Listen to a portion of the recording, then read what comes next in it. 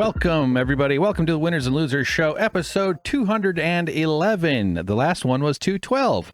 This is supposed to be 212. That was supposed to be 211. Are you already confused? You're one of my listeners. That's what we do around here. Thanks for tuning in. I messed myself up with the word I said about the episodes. I got the folders confused. See, I got these HPALs, my audio-only versions where I don't put myself on camera. I'm calling them Hank Podcasts America Listens. You can see one right here on the video. And that was in my production queue. And so I had like extra stuff. I just messed up. I could have messed up without the HPALs, but I just, yeah. So it's fine. Everybody's going to be okay. No worries. Episode 211, episode 212. It's May, early May, I think. Mid to early 5/9, whatever that means. May 5th, May 9th. So, okay. So, not going to restart. This is how it works. Thank you for tuning in, everyone. Huge show. I always do this to myself. I'm sure I always think like, just do a 45-minute show. You'll do it in an hour. It'll be easy. You'll edit it easy. It'll be up easy. No problem. Do it. Quit being stupid and making it hard for yourself. Instead, I have about 100 tabs ready to go here, and it's going to be like a 17-hour podcast again. So that's can't learn the lesson. Impossible. Thank you for tuning in. Did I say that part already? We've got Marjorie Taylor Greene on TYT. Not going to go super deep on that, but that was just an interesting thing. Hank here from the future. That story will be on the next episode. Got a clip from Twitter. We're going to play RFKjr. This is out of order. RFKjr. being a piece of shit about autism. I wrote him a poem. He says, well, autistics can't do poems. Well, I'm going to prove that piece of motherfucking shit wrong. We've got appearance I just had, Punch Up Pod. Not that I'm going to go deep on that one either, but just a bunch of crap. Mars, Elon Musk said some stupid crap about Mars to a moron on Fox News. And of course, being, I like to think of myself as an ambassador from space to Earth, because I've been a consumer, a fan, an enthusiast, a beneficiary and benefactoriary. I've never really paid for it, honestly, but other than with my attention, I've been consuming space and astronomy and science stuff since I was a wee lad who wanted to get back to the mothership that dropped him off. And so I consider myself more informed than average on space and astronomy stuff. In fact, one of my life's ambitions is to fall in love with an astronomer. Wouldn't that be fun? Then you could just be like, well, I love black holes. Do you also love black holes? Can we talk about how black holes are the region in space where pi becomes a gradient? And then my astronomer lover would say, oh my God, can't believe you said that during sex. And I'd be like, that's just, I say this every time during sex with everybody. It's, well, okay. So I honestly did this. I do think I would be a perfect house husband to a very successful astronomer. I'm serious. I would be awesome at it. I would keep her telescopes clean and stuff, make her favorite meals, go drive to the radio, we'd go on trips and be like, all right, we're going to go drive up that big mountain where they have the telescopes. Like super telescopes are so cool. These huge telescopes are amazing. And there's some incredible ones coming online. And it's see, I'm already starting into it. It's a freaking tragedy that this anti-science, anti-intellectualism, pro-regressivism, whatever the hell these Trump horrifying new order of society they're attempting to build is defunding all sorts of space, all sorts of good astronomy. We don't need to send humans into space, or humans. I mean, I think it's important for humans to eventually include themselves in the universe, but we got so many more. Anyway, the robots and the telescopes are fine for now, and we need them. They're so interesting and they're so good, and we do get a lot of great benefit from them. It's a very justifiable expense for a government and a sophisticated, technologically advanced society such as ours. And of course, they're wrecking all of that. It's just so tragic. Side point. Yeah, what else? Oh, Jank and Sam. Hank here from the future again. The Jank and Sam story will also be on the next episode. This one just went way too long. Sorry. The lie heard round the internet drama world. we're going to rewind a little to Francesca getting fired, to Jank and Sam. If you're watching my show, you probably tuned in from the TYT stuff. Maybe you checked out the documentary. Maybe you came over from the Punch Up Pod. So thank you for tuning in. Looking forward to showing you a little clip from that so you can experience it again. Why did I say? Oh yeah, you know that I'm never ahead of the curve. You're supposed the internet is like this ocean wave thing. There's these things just showing up, and the way you gain algorithm favor and therefore audience growth and attention, and is one, don't do topics I do. Honestly, if I only did astronomy, that's far more monetizable and algorithm friendly than politics and anti-genocide and pro-union and anti-capitalism. Like everything I just said there in the algorithm, because it reads the transcript, it auto does it. It's going, ooh, we ain't going to sell soap to these fucking idiots. And I don't monetize it anyway. I don't have any ads turned on. So there's none of that happening whatsoever. But it's all very unmonetizable. Why did I get down to this? Now I tracked my... Oh, yeah. I'm never on point. I never ride that wave. You're supposed to catch the waves as they're cresting. Get your stuff out there. Be the first to post it if you can, within a day or two maybe of something happening. Really, really roll it out. And no, I cover stories that are like a month and a half old, and then it takes me 2 or 3 days to edit the video, and then I get some sort of burnout moment. So I ruin like I did yesterday. Actually, I had to I took a nap with my shoes on. Like I was like trying to get out the door to do something, and then I was just like, I can't, and I laid down, and then I was just, it was like a numbing kind of like, ugh, one of those naps. Needed it, obviously. And then I felt guilty for not being productive. So I'm always behind, but my analysis is on point, and I have all this insight into the Young Turks world and the Young Turks unionizing situation especially. But I worked there starting in 2013, paying member before. So I know a lot about, at least I have a different perspective, I suppose. I did make a bunch of clips from the last episode. Yellow is the color, but then I did these clips, the 2 space ones. I really thought I thought my Jeff Bezos impression was going to really wow the internet. Oh, good, buddy, we're going to go up to space. Ah! He takes up a lot of space himself. We're going to get into a little bit of that later about what kind of pollution the rich and the wealthy, especially the ultra wealthy, are contributing. As I said on the Punch Up Pod, it's planetary defense. We have to assert power. Workers, the working class, the vast bulk of humanity, it has to take its power over the wealthy and the boss class. For not just for your own self-interest, or the interest of your local community, it's planetary defense.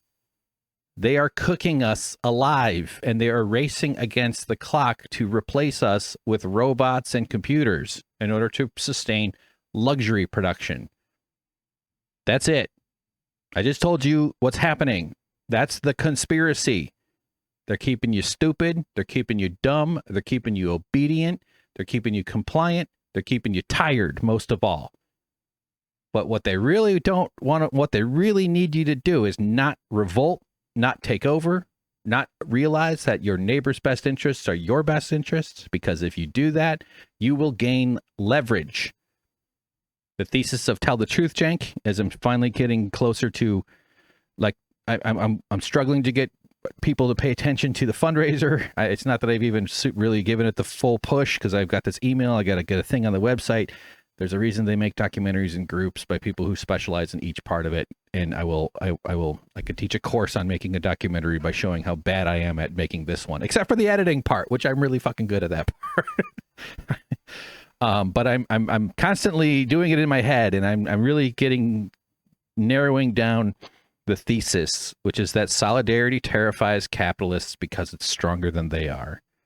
And that's why they designed an entire society to prevent you from realizing that you can be stronger than they are. I said I added too many words to that last part. But the society is designed to destroy solidarity, to keep you nervous, afraid, suspicious, tired, fearful, confused by, just kind of not that interested in people who might be slightly different than you. They manufacture all these fake divisions so that nobody looks up and says, actually, you're the fucking problem. Because they're the fucking problem. And they need to be extincted by taxing. You can tax a social class out of existence. The same way they're trying to destroy the social class that produces all the work and all the leverage and all the things, because they just need time for the technology to catch up. They don't need your body. They need your organizing ability, meaning and when I say organizing, I mean unions. I just mean entropy, your entropy tightening ability. That's all it is. And if they can get robots and computers to do that for them, this planet will be just some weird dystopian hellscape with these bubbles of luxury produced by these continent-spanning factories that are just there to produce all the kind of luxury. They'll probably maintain populations of humans that they can lord over and abuse. This is going to be a staged thing, but climate change is going to force the whole deal much faster than any of us realize. All right, so this is why these podcasts go forever. We're 10 minutes in. Opening ramble. Let's see. Any personal shit I want to make people uncomfortable about? I figured out where the fruit flies are coming from. So that's good. That's good. Been filming myself vacuuming them. You see behind me? See that plant? See the plant? See the plant? I got to move my head. That is a variety of species. There's a spider plant and bacopa, which is like an aquarium plant that grows out of water too, and green onions from the store that I put in there. And there's fruit flies. So I've been filming myself vacuuming them out of the plant. I shake it and then they start crawling around and then I go zzz. I'm going to make TikToks out of that. Why is my career not working?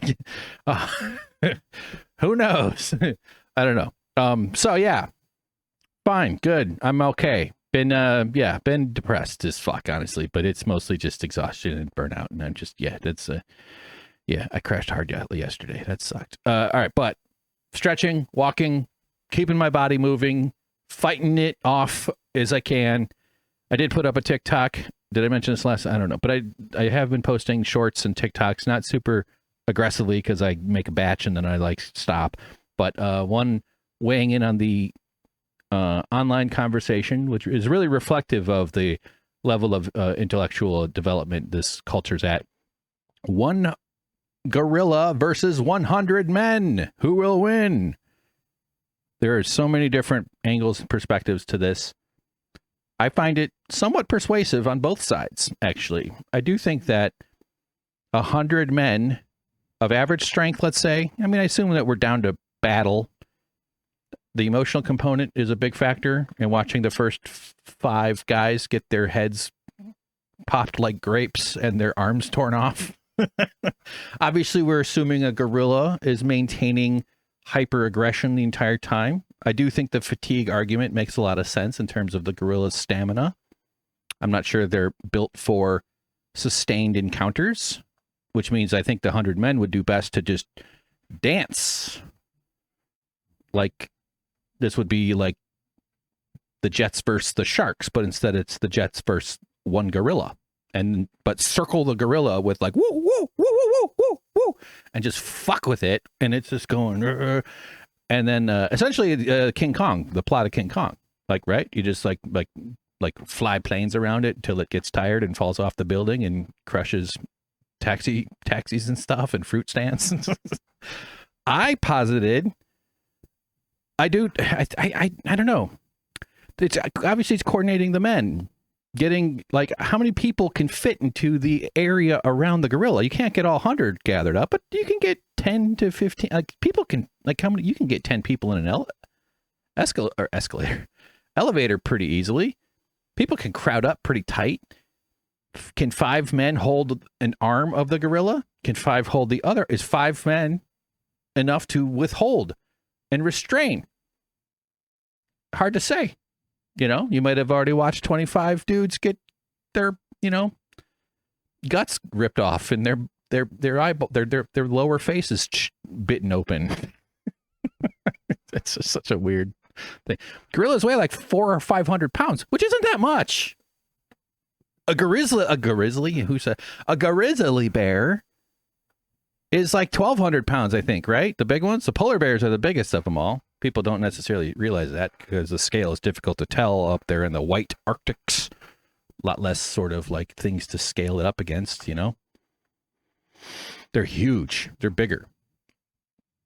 I've seen black bears, not super up close, but I've been in Wisconsin, did a bear hunting thing with my dad and some people he knows up there. It's kind of nuts. I wouldn't want to fight one. But I'm just saying, 400 pounds, but it's a lot of muscle. Those guys are strong. The thing I had posited on TikTok was that if you wanted to kill the gorillas, just have 100 gorillas fight one man. That'll kill like 40 gorillas. You'll just have like 60. There'll be like 10 that aren't wounded, and then like 60 injured, or like 50 injured gorillas, and then like 40 dead gorillas. Sounds like the perfect solution. So let's move on. Check out tellthetruthjank.com. I've placed these websites here in the tabs I got open as like the markers. So I'm trying to be slightly organized. I even wrote down a bunch of stuff to get us there. So when we see one of these, that'll be sort of like the indicator that we're changing stories. I think that's going to work. I don't know if it's not going to, who knows. Before we do though, baldontheinside.substack.com, I'm going to start posting here sort of the stuff I kind of post on Patreon. I'm not doing a good job being consistent, but I feel like maybe there's a chance that I can sustain a bit more here. I'm going to activate donations. I don't have it connected to my Stripe account yet. I have to do, there's always stuff like that I got to do.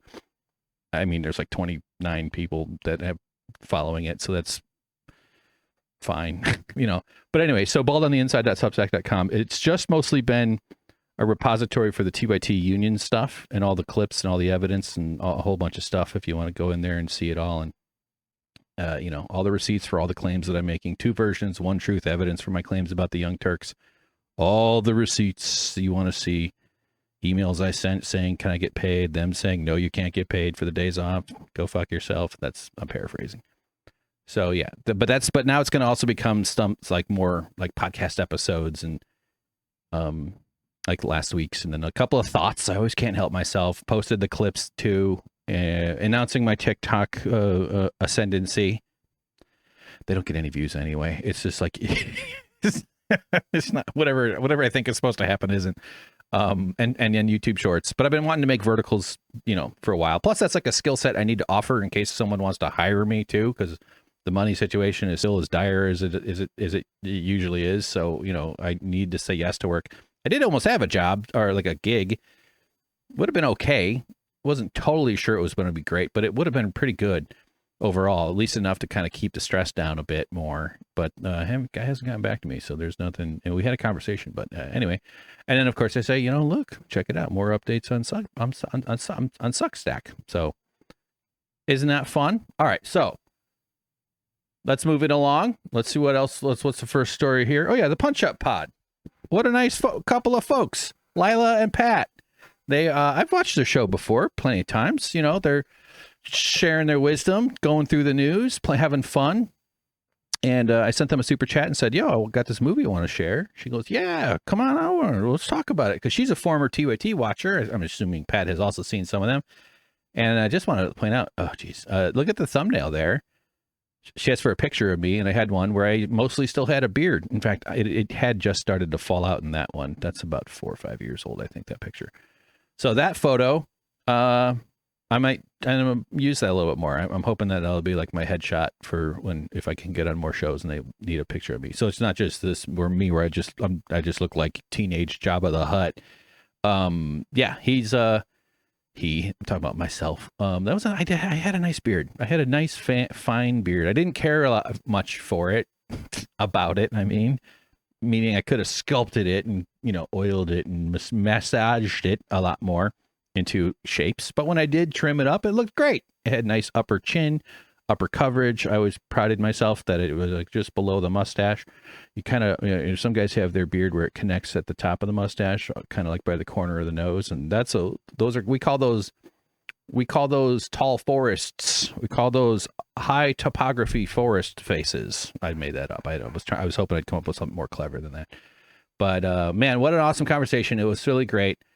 I was comfortable, which meant I was very rambly and talked too much and too fast. But I warned them beforehand. I still haven't watched the Leftist Mafia Oh, good. It's still recording. God, I was where I really felt like I was embarrassing myself. I know it's not that bad, but I was like hyper. I was too tired to not be really autistic. So I do want to watch it and get some clips out of that. So I'm going to take some clips from this and put them up on the verticals, kind of like I did with some of the letter hack stuff. So book me on your fucking show, and I'll probably help promote your goddamn stupid videos and your podcasts and your show and stuff. That'll be nice. So, will it get you any, at least maybe, I don't know, who knows? So here's a clip I wanted to share. Maybe we should go, okay, we'll expand it after this one. Let's see how that works. We got into all kinds of different topics. If you're watching this in the future, there'll probably be, as I just said, clips in the shorts, maybe a standalone of something, perhaps, on TikTok or whatever. And I said something here about just how weird it is. It's like being treated like shit at any workplace. We're all conditioned to it. You don't necessarily always unionize, although you probably should have a union, or at least if not a union precisely, people prefer more agency over their own situation than less agency, and unionizing is one of the tools for achieving that. And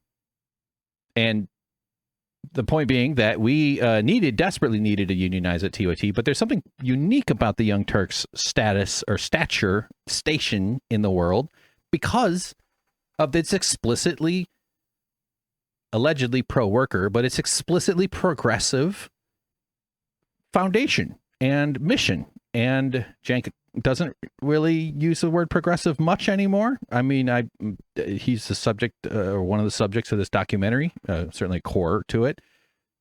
So I do, follow his, what he's up to, looking around and looking for stuff that might be in the end of the film, or people, I usually just transcript search for the word union or something to see if anybody brought it up. That'll be really interesting because I'm sure it'll happen eventually. And,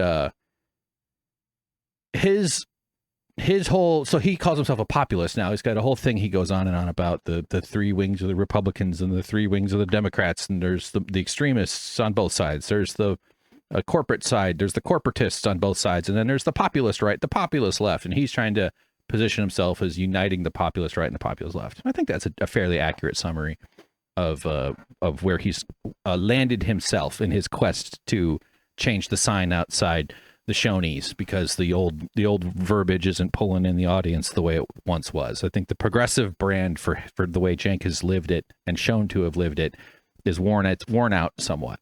I think he still might say homo progressives here and there. I'm not saying he's abandoned it completely. But what's particular about that is that it attracts people who want to live those principles, who want to uphold the standards and at least somewhat of the concepts that underpin progressivism, or at least the TOT project of being, speaking truth to power, calling out powerful people. It's redundant what I just said there. The honesty, the transparency, the openness, making us think about other companies' malfeasance and this and that. So it's an explicitly political, and therefore underneath that concept of the word political is like the social, the economic, the moral, the fibers of that whole notion of that whole company are inherently political. And my film, Tell the Truth, Jank, is inherently a political act.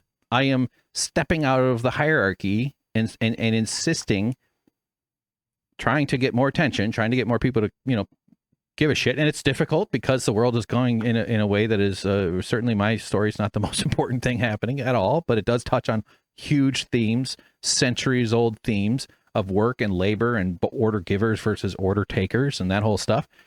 And so this whole foundation of this company and working for a company like this means that the way they treat their workers is a reflection of its politics. And I would say a more accurate and more truthful reflection of their politics. Like, you wouldn't necessarily be surprised if the Young Turks wasn't the most pure. That's a concept Jank likes to toy with in terms of his descriptions of the radical left. He likes the far left. He's, you can't expect necessarily the standard to be upheld to a degree of like 100%, but like within it, try for it, be close.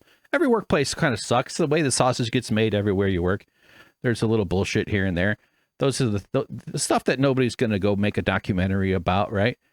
But what's particular, this is like 20 minutes me trying to just get to this fucking point. What's particularly, I don't know if galling is the right way to say it, but I'll just let the guy here say it, me, from another show on the Punch Up Pod, which you should go support and subscribe to. I'll just let me say it. It's about medical care. It's about how weird it was and how weird it is to be denied health insurance for a company that makes one of its main planks getting people health insurance. And it's especially weird. Hold on, I got to fix my audio. And it's especially weird, you know, because I come from the TYT audience originally. I had this long history with the company, and, you know, I don't know if true believer is the right word, but like, it's just wild to have this business to work for this company that has this explicitly progressive, I'm going to air quote progressive foundation of fighting for better conditions, better worker, calling out BS, not lying, being honest, all that stuff that Cenk pretends is true about him. And especially about healthcare, when he screams and yells that you can die from not having healthcare, it's barbaric. Other countries don't do this. 68,000, and I've seen him saying that for years. I'm editing videos where he says stuff like that, and I've got a piece of paper in my desk that says no health insurance. I mean, I've been a 10-year subscriber, yearly subscriber to the Young Turks, and when I didn't know you and your story, but when I heard about the union busting, that I canceled my subscription. When did you hear? I asked her about that. Her answer was like in 2020 was when she heard about it. So the healthcare stuff, let's show it. I have it here in baldontheinside.substack.com. For 12 of the 14 months, I had zero health insurance under 2 different job classifications. And this is the paperwork I was referring to. There's obviously more to it. These are just snippets, but like you can see here, no benefits. Oh, fuck. All right, there it is. No benefits. No health care benefits, health and welfare benefits, including coverage. It's really detailed. And I get back to the video here. And then I found this part where a great example, it's something I'm probably going to include in the film. You know, I'm still sourcing footage for the documentary. So I don't know if I'm going to use this instance of it, but Cenk was recently joined the Hogwarts Academy, Cambridge, the guy hosting it. He had actually really intelligent questions. I just say, it's just, you know, I'm an American piece of shit. So I'm obviously assuming that this is a, you know, there's candles floating above their heads and they had to wear a hat that told them which dormitory to live in. Here's Cenk expressing that same sentiment.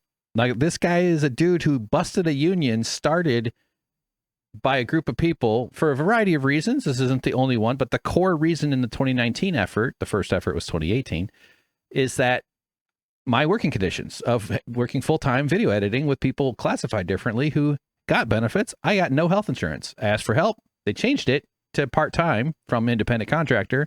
Still no benefits, no health insurance. And this is what I'm talking about. And it's Senate tradition. So golly gee, we can't do paid family leave, even though almost every nation on earth has it. We can't do universal health care. So if you don't have, by the way, if you don't know this, in America, if you don't have private health insurance, we let you die in the streets. And about 68,000 Americans die every single year because they don't have health insurance. He wouldn't have given 2 fucking millionaire shits if I died in the streets from lack of health insurance. Except he'll tell an audience that he cares enough. And the reason I know I'm right when I say that is because I asked if I could get health insurance and he said no. He wanted my labor. He needed my obedience. So I unionized. And it bothered the other people that work there. And shame on other people who work at TYT still, who know more about this story, who might be our hosts. And I'm not calling out every single employee, but as I said on the Punch Up Pod, John Adirola should unionize the rest of the Young Turks. Come on, John, live your principles, man. There's no way he hasn't seen this stuff. I think he's off Twitter now, but he followed me. It'd be, because we talked about like the conspiracy lie related to the documentary. I'm getting a field here. There's a little bit more. America's a brutal country living under corporate rule. So now the Democratic leadership that said the filibuster is brutal country living under corporate rule. Just back up like 15 seconds here. Private health insurance. Okay, well, 5 more. One more time, listen to this.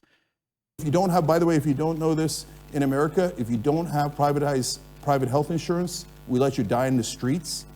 And about 68,000 Americans die every single year because they don't have health insurance. America's a brutal country living under corporate rule. Corporate rule. Now, you're assuming when he says that, he wants to end the corporate rule or reduce the strength of the corporations that rule over us. He used to call himself a democratic capitalist, trying to inject concepts that are incompatible with each other. Consent, this partly one of the themes and sort of the blended concept of leverage and democracy and fairness all comes down to consent. A union allowed us to renegotiate the terms of consent. I consented to the work because I needed the work. I was desperate for work. You've heard me say it a million times. I was having difficulties, blah, blah, blah. I needed the job. We all understand. It was easier it's hard. It sucks to not have income and to be under all that level of stress. And it's a work I was good at. But it was completely disrespectful and completely wrong to have someone working full time for no benefits under corporate rule. So I'll just back up like 10 seconds here and listen to this. He doesn't mean this when he says this. He says it with conviction. You would be right for thinking he means it if you weren't aware of this background stuff.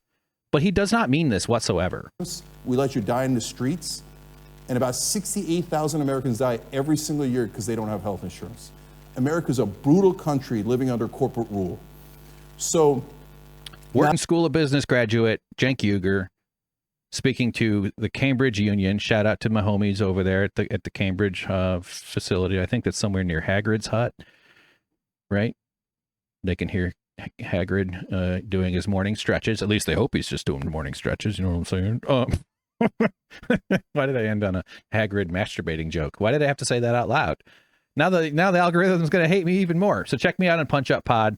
Look for some clips. Excited to be on the show with them, and real nice folks. So hopefully they'll have me back on. And Lila does live in LA, and I did say, invite me over for food. I need the food. So here's the graphic I made as we shift over to the full screen mode. Excellent. Let's go zoom it in. Yes. I made a nice, fun little graphic of me and my beard, which I weep for every night. The sooner it's all finally gone, the sooner I can stop spitting little hairs out of my mouth at regular intervals, which has been a presence in my life lately. So that's fun. Punch Up Pod. Give it a look. Thank you for watching. Look in the description and leave nice comments and shit. You know, yeah. Let's keep going. Hey, come on. Next up, RFKjr has things to say. He's trying to do eugenics on autistic people. This is a nightmare. This freaking weirdo. Worm nipple. I say I would offer up a word for him that we should call him, like that evil worm tongue whispering evils as a voice of dark malevolent influence upon a even darker and more malevolenter influence, some necro wizard. Of course, he's a great fit for the Trump White House. So here we're going back a bit. I had wanted to do this on the previous show. April 17th, 2025. RFKjr describes autism as an epidemic happening to our children, as something that maybe we need to eradicate, something to fix, maybe even a list, a group of people who need rounding up. I'm autistic, by the way. Have not yet been formally diagnosed. However, I'm 100% certain. Rarely would I even describe, I would say 99 point. I got to keep a slight bit open for, yes, I have see, here I go. This is hyperverbal autism. That would be a better name for this podcast, to be honest. I had accurately mapped it. I have really good pattern detection. I have a great bullshit detector. Mine is of the hyper empathic. I cry easily. I have these deep, rich emotions. I have an involuntary imagination that creates emotions in my body and in my brain. I don't just, when I imagine something, I don't just imagine it. My emotion generator goes off and I feel it. And so I've always been very sensitive to things. These days I'm in a state of burnout. My light and noise sensitivities are real rough and really difficult. So a lot of interesting ways that autistic people present and manifest. I'm going to go on more about it soon. But the last thing we need is for the federal fucking government putting a guy like this, a high profile position, HHS, Health and Human Services Secretary, is a high profile position in any government, I guess. But he's like a famous celebrity and a Kennedy, known for his hiking with Cenk Uygur, his falconry practice, his scooping up roadkill bears, although I actually defend taking meat for roadkill to turn into meat, assuming you're like, you're high confidence it's fresh. Obviously, I wouldn't necessarily say all roadkill is worthy of becoming a sandwich, but if you see it happen, better someone eat it than not, right? But that's okay, whatever. I did a story. That's a video of that on the channel if you want to watch me talk about it. But this dude has so much more of a profile, so it's fucking dangerous what's happening. And among the interesting things I didn't expect when I read an article about autism, I didn't decide I was autistic after that one article. I did months and months and months of research before I self-diagnosed. I use the term self-identified, but self-diagnosis is valid. The vast majority of people, well over 90%, who self-identify, who self-diagnose, go finally get formally diagnosed and then have it affirmed. Like, it's part of the process towards that. And we live in a really expensive and risky and dangerous, and it's especially more dangerous now that they want to make lists for doing eugenics against autistic people to get a formal diagnosis. There's not like there's much benefit to it anyway. I would still probably pursue it for the validation nature of it all. But yeah, and you can take online tests. I hate those fucking tests because I don't like the way they word the questions. It pisses me off, which is probably the most autistic way to do it. Just like, fuck this test. These questions don't make any sense. You should learn more. And I have an article. Let me just jump over to that just in case you leave. Go read neuroclastic.com, search for this, or I'll put it in the description. The headline, Autism is a Spectrum, Doesn't Mean What You Think. Excellent primer. Please think of whenever you experience discomfort about a person's disability or about autism or someone's autistic profile or presentation, don't let your discomfort create confidence. Let your discomfort create curiosity, please. That's my plea to anybody who wants to know more about this. You might recognize some of your own stuff in here, but this article is excellent. It really lays out the way it is different for different people, and I think it's a fantastic primer for people. So okay, we got that done. Now let's listen to this fucking Nazi talk about how he wants to eradicate this from my. Okay, I'm trying to withhold. I'm going to read my poem. I got a poem. Anybody with common sense, Sean, would notice that, because the autism, this epidemic, is only happening in our children. It's not happening. Wrong. Fuck you. Wrong. What do you think autistic children become? Butterflies. We become butterflies at age 18 and we fly back to the mothership. We fly down into the deeps of the ocean and join up with those aliens down there where Ed Harris breathes water and see with the alien in the movie Abyss. Anybody seen the movie Abyss? Happening in people our age. And if it was better recognition, you'd see it in 70-year-old men. And I'll say this, I want to be very careful when I say it, because I've never seen. First of all, the average, and I'd like to parse this information, so don't take this as like something you should necessarily quote. But like I've seen studies that show that the average lifespan for autistic people is in the 50s, and the average employment statistics around it ranges from study to study, as low as 40% unemployment. That's like the best number. But I've seen many in the 80 percentile. I've seen that one referenced a bunch. Let's just say that's overshooting a little bit. And depending on the type of autism a person might have, or the classification, and in 20 or 30 years, that language will be more refined. We'll have a better understanding of how to differentiate these groups. It's gone through a major transition from its rudimentary foundation of understanding in the 80s and 90s through other kind of folding in other traits and other profiles, and then in like expanding this concept of autism as a thing. And so, but the unemployment rate is in the 80 percentile. It's a very difficult thing to hold a job when you have social dysregulation or light noise sensitivity. I'm very much in that because I can't deal with people. What noise, sound, like I have a huge engine in me. I can do a lot on my own.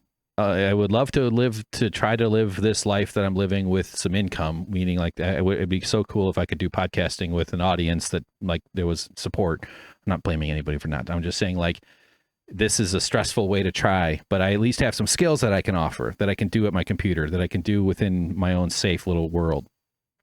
Or a lot of the reason why this documentary happened is because of my autistic profile, and but the lifespan being and it probably averages greatly. If you find you don't die from autism in your 50s, hallmark of a lot of autistic folks though is executive dysfunction and self-care sort of behavior and maintaining social connections and social relationships, and all of those things add up to. So autistic people are far more likely to experience addiction. I have experienced that. Far more likely to experience suicide, unaliving themselves. I never tried, but I've been close. I've planned, and I've experienced that myself. At least further down that road than anybody should ever go. And some, of course, you can go further. Not that it's a competition. That's a weird thing. But autistic people are far more likely to be victims of sexual assault, or victimized by scams, or victimized by various ways, to be abused, or to be kind of outcast, or just sort of socially exiled due to the difficulty distinguishing the masked self from the authentic self, and how that fits into their social world. There's studies that show people are sort of hostile, or at least maybe not that's not maybe the fair word, but they can identify something they dislike about somebody within seconds. And they can, like they do, studies with allistics versus autistics, allistic being non-autistic. And it shows that people who are allistic will immediately kind of feel something's off about a person who's autistic. Although autistic people tend to connect nicely with other autistic people. Among my history, the people who I always felt like I never had friends in any stage, except maybe a couple times I had like one friend. And looking back on those times, or girls that I got along with too, when I finally, autistic people reach developmental stages at much later stages of their life, generally, myself included. Didn't date till my mid-20s. First girlfriends were in my, and I spent some time, but turned out I was actually pretty good at it, by the way. Not bragging or anything, but I'm really funny. But fuck, I just wrecked it. I just ruined my damn brain thought there. But the consequences of social dysregulation and of autistics, yeah. So like looking back at my story, a lot of autistic people, the people that I got along with, were probably somewhere on the spectrum themselves, perhaps. Not all of them necessarily, but it's a world of complexity that deserves people to listen with patience and curiosity. Instead, we have charlatans like this fucking guy on Sean Hannity. Fox News is essentially just a wing of the government. Let's just back up a little bit and just pick it up here. I'm going way too long. This is already like 45 minutes fucking podcast. And I'll say this, I want to be very careful when I say it, because I've never seen a person with full-blown autism. I've seen many people with Asperger's and, on the spectrum who are my age. I've never seen anybody with full-blown autism. That means nonverbal, non-toilet trained. Is that non-toilet trained, like a dog. So the DSM differentiates autism, the DSM-5, which is a diagnostic and statistical manual for diagnosing mental and physical disorders, I think. But it's recently updated. I don't know exactly when, but it used to be different. Asperger's was probably what I would have been diagnosed with if I had been tested or screened in the 90s or something like that.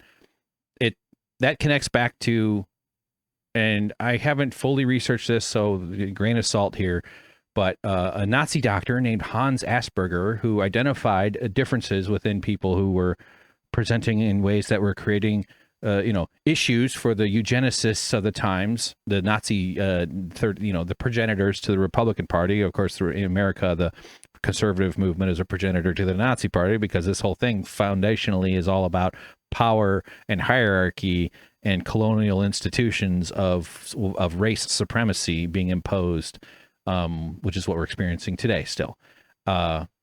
but the Asperger's would be a somewhat more, I don't like using this phrasing, but like a more useful type. Like I could be put into a room and told to do stuff, and I could have some skills that could be used. Other people with autism, another way to say it, who are autistic, there's a kind of a language debate within the autism world. Not that it's this big dividing line, but some people say I have autism. Some people say I am autistic. I lean on I am autistic. The same way you don't say I have homosexuality, you say I am homosexual, right? Like I'm that's just a thing. There's a language sensitivities there. But someone using one or the other, you can kind of gauge their intentionality from the tone and all that other stuff. But one or the other doesn't mean that they're wrong, right? It's valid, either one, or however it goes. But there's a lot of misunderstandings about it. You don't catch it. It's not a transmissible. It's not a condition. It's not an illness. Although you could maybe call it a condition. I might quibble a little, but it's not a disease. It's not an illness. It's not a disorder. It's a neurotype. That's the best word, in my opinion, for it. And so within the DSM, there's 3 grades, and it's basically about needs, support needs. So there's level 1, level 2, and level 3. 3 being the type of autism where they do require far more care, daily care, difficulties, caring for themselves, and those are the families. And level 2 is sort of an in between, and level 1 would be, I would probably be on the level 1 area of it. I would imagine, I don't know, for some reason I kind of think I might be somewhere along closer to the 2 side of it as well, for various reasons I'm probably not going to tell you right now. But like it's complex, and with anything, this isn't math. It's not as simple as just testing your blood and tracking a number. So it requires language reporting. It requires practitioners being trained in latest knowledge and latest research, exchanging information with other practitioners so that we can maintain the community's wisdom about what we're looking for and how to differentiate these different things. I think of it like psychology, and this is an overall thing for psychological concepts, like a black hole, right? So you can't really study it. We can only study its effects on things around it. And I mean, it's for like human psychology in general. It's a lot easier to research other maladies that can be tested, that can be, blood tests and other ways, or just self-reporting. And so it's all just a guess, mainly. I'm not saying it's wrong. I'm saying that over time, though, our guessing gets more accurate. Over time, we actually start to see and detect more black holes. We've been able to photograph a couple of them so far now using really cool telescope configurations. They basically use the entire Earth, multiple telescopes, and they turn the Earth itself into a telescope the size of the Earth. That's roughly what happens as to why coordination within these. See, now I'm getting back into my space stuff. Sorry, it's one of my special interests. So over time, though, as psychological concepts, we can't enter the black hole, but we can circle it, and we can map it better, and we can understand it better, and this language will improve. So you might hear the phrase high support needs versus low support needs. I think there's problems with calling someone low support needs because it makes it seem like they don't need any, or that they're fine without it, or that they're just a little bit quirky, when it's actually like a lifelong destabilizing and disabling thing to experience. And truly though, a world where we made sure autistic people were made whole and healthy and safe would be the best possible world for everybody. That is a world where we are caring for people and showing up for people and letting people be authentic and letting people be who they are, and with the love and the patience and the understanding that we can't all be fucking cogs in the capitalist soul grinder that we're trapped in. That would be a wonderful thing, and we should shoot for that, not just making it okay for autistic people. I'm saying for everybody. I sometimes conceptualize autism as pathological authenticity. It's a very difficult thing to, and then you introduce the concept of masking, which is a trauma response to early childhood dysregulations from your autistic. And I have this hypervigilance, I have this hyper awareness things internally and externally, very strong pattern detection, but I still struggle to know communications and accuracy. I can be very charming, I can be very funny, I can put words together, I can make people feel comfortable. All of that sort of sources from the self I had to develop involuntarily in order to conform to an authenticity that wasn't actually me as a child.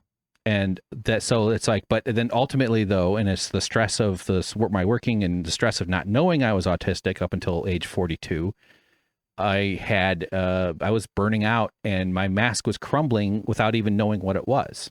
A life of depression, a life of anxiety stuff. I've mentioned this before, but I had a period about 5 or 6 years ago where I was like just scared of dogs. All of a sudden I just couldn't handle seeing a dog without feeling fear. Any dog, little ones, big ones. I saw a dog and my body would rush with fear. And I wasn't ever scared of dogs. I think I could beat up most dogs, to be honest. Wouldn't want to. That would stress me out. That would be bad for everybody. Not just the dog. One dog versus 100 men. Who would win? But and it was just like, but I was also self-aware, like, what the fuck? Why am I scared of dogs? Why, like, what the hell happened? I didn't get attacked by one. It's not like, I can see maybe you're not afraid of dogs and you get into some spat and some dog bites you or something. And then like, oh fuck, now I'm scared of dogs. That kind of makes sense. That didn't happen. Weird. Stuff was just shifting. My whole foundation, my whole tectonics was just going haywire. I was having crying fits, all kinds of meltdowns. Had to fucking unionize my workplace in hopes of seeing a doctor. A lot of stress. I think stress plays a big role. And on top of all of that, what I just described, this podcast is going to fucking take forever. We add cultural conditioning. We add stressful childhood stuff that fucks up people who aren't autistic. So you get different sensitivities to different things. Think of autism as variability of the human nervous system. If I can condense it to like the fewest words and still capture what it is, which is why someone like myself, and I actually happen to be very coordinated. I have great rhythm. Left-handed. See? Look at that. I'm not left-handed, but I'm snapping with my left hand. What am I doing? I played, I don't know, but this is one of my proudest moments was, I was always kind of athletic, never really developed. I think I could have been like a really good college baseball player. I'm 6'3", good shoulders, ferocious concentration. I would have been like a really good, and I played softball. I was like, I could always throw spirals, and I had a good arm, and like tennis. I played tennis and chess in high school. But I was also like kind of a nut, for obvious reasons. And I played softball on a guy's team, and he's an athletic dude, like a good, one of those good athletic type guys. He goes, I was hitting home runs, not every single time. I would fuck up too. I had bad depth perception in the outfield, but I was good at pitcher and first base. Anyway, I was hitting good hit. I mean, I was good at it. I was like, I could hit the fucking, they called me Hammering Hank after a time, and eventually was on 4 different teams playing beer league softball in Chicago. But one of my times running the bases, the guy goes, wow, Hank, you're surprisingly graceful. Surprisingly graceful. I was so flattered. I loved hearing that. Because I know I'm awkward, but physically, autism doesn't mean awkwardness. Autistic people can be awkward for sure. Variability of the human nervous system, which is why someone like myself, who is a high I kind of land on high masking versus low masking. I know that's also a little bit too simplistic, but the kind of burnout and the sort of profile of the people I see and talking, and there's even this concept called, that's referred to as Aspie supremacy, which is sort of like, this type of profile gets to speak a lot and gets to get attention because they can communicate. The fundamental thing that humans do is a little bit more accessible to someone who, like me, versus someone who is nonverbal, or versus someone who doesn't have the gumption that maybe, or I'm an introvert, but I'm an extra. I did stand-up comedy, and I'm putting my stupid fucking face on the internet. My dream is to be an author and a documentarian, because I don't like posting as much. I'd like to do one post every 4 years. That's honestly what I would love to do. I think like writing a book every 4 years and then like a movie or something, like that. Okay, let me do. So there's a lot of complexity to it, and there's a lot of politics mixed in with all of it. Particularly in the terms of it's where it comes from and who started, and why do people, families that are struggling, because level 3 high support needs, maybe you'd say low masking. I don't know if I would say that, but like they have a profound need. And actually one of the terms you'll see, you can also disagree. I'm not saying these are all good or bad or whatever. I'm just relaying some of the information I've gathered watching autistic content for the last 3 years. Is profound autism is a word I've seen. I don't know if everybody agrees with that, but people get strong emotions about some of these terms, and that's fine. It's valid. But what this guy's doing is eugenics. And using autism as an excuse for Elon Musk hailing fucking Hitler is offensive. Because he's awkward. He doesn't know what he's doing. He has no idea. Bullshit. And then assigning vaccines as the cause of it, as these guys do. All the research has been done about that. Meaning like it's been very thoroughly researched, is enlisting the stress that families with an autistic person, and it's genetic is where it comes from. It's mostly shown to be genetic. I wouldn't rule out gestational influence. I wouldn't say that that's completely eliminated as a possibility. Just like we should build a world where autistic people are cared for and made to live whole and with dignity and with dignified existences, whether they can produce units for the fucking capitalist cog machine or not. We should produce a world where birthing persons are healthy and kept safe and can develop their child with the full potential that the human 3D printers are capable of. Eliminating environmental toxins, eliminating the stress of having to go to their fucking job, eliminating the stress of having to pay for all that expensive medical care and health care. You know, high nutrient ice cream, high nutrient pickles. Isn't pickles and ice cream like the thing that you say about pregnant people all the time when they're craving stuff? But I'm saying, like, I'm not saying that I think that all autistic or the story of its origin is completely understood. We're still researching this stuff, but it's not vaccines. And it's very well researched that there's genetic components to it. Almost everybody who has autism or who is autistic shows and has stories of older relatives, people in their family who are neurodivergent in other ways or in ways that would be described as autism. He said, I don't know, 70-year-olds. Well, as I said, the lifespan is in the 50s. And I think the people who die much younger are the more profound, the level 3 people. I think. I don't want to assign that. I'm not saying it's through no. It's truly because of the lack of the community support in this hyper individualistic hellscape of a fucking country that we have right now. Let me hear him say it. It was better recognition. You'd see it in 70-year-old men. It's very clear that there are plenty, and this is because autistic people talk about their older relatives about, oh, there's no autism in older people. Come down in my basement and look at my several thousand, matchbooks I've collected from fun dance clubs over all the years. Patty and Selma, Simpsons, anybody? Great joke. It's been around for a very long time. And because it's human variability of the nervous system, I'm so pissed at myself for I have so much more podcasting to do today. Because it's human variability of the nervous system, you get different traits. You get different manifestations. You get different profiles, loadout, like a video game. Some have their trait cranked up a lot. It can be very spiky. I have it in one of the commonalities, not everybody, but is a very strong sense of justice. That's absolutely something underpinning the documentary about the young Turks that I'm making. Tell the Truth, Jank. TellTheTruthJank.com. Go please check it out. Help an autistic guy get some justice for an injustice. That's what we're doing here. And you also get people where that variability means you can get manifestations of physical stuff, where there is awkwardness, or there is nonverbal, or there are ways that the emotion system functions and operates. The way it ingests sound and light. I'm very sensitive to sound and light. It's not a requirement to be considered autistic, but it's one of the more common ones. It's pretty broad-based that sound light overwhelms. Interoception. Other words that are big like that, which are like related to your body's internal signaling. So a lot of autistic people struggle with health issues related to that. They can't tell when they're hungry, or they can't tell what emotion their body's experiencing, or they experience, this isn't unique to autism, but they experience like taste as visuals, or they hear something and it creates sensations of tastes. So the whole brain nervous system interwoven thing, this whole signaling process is just a bit jumbled.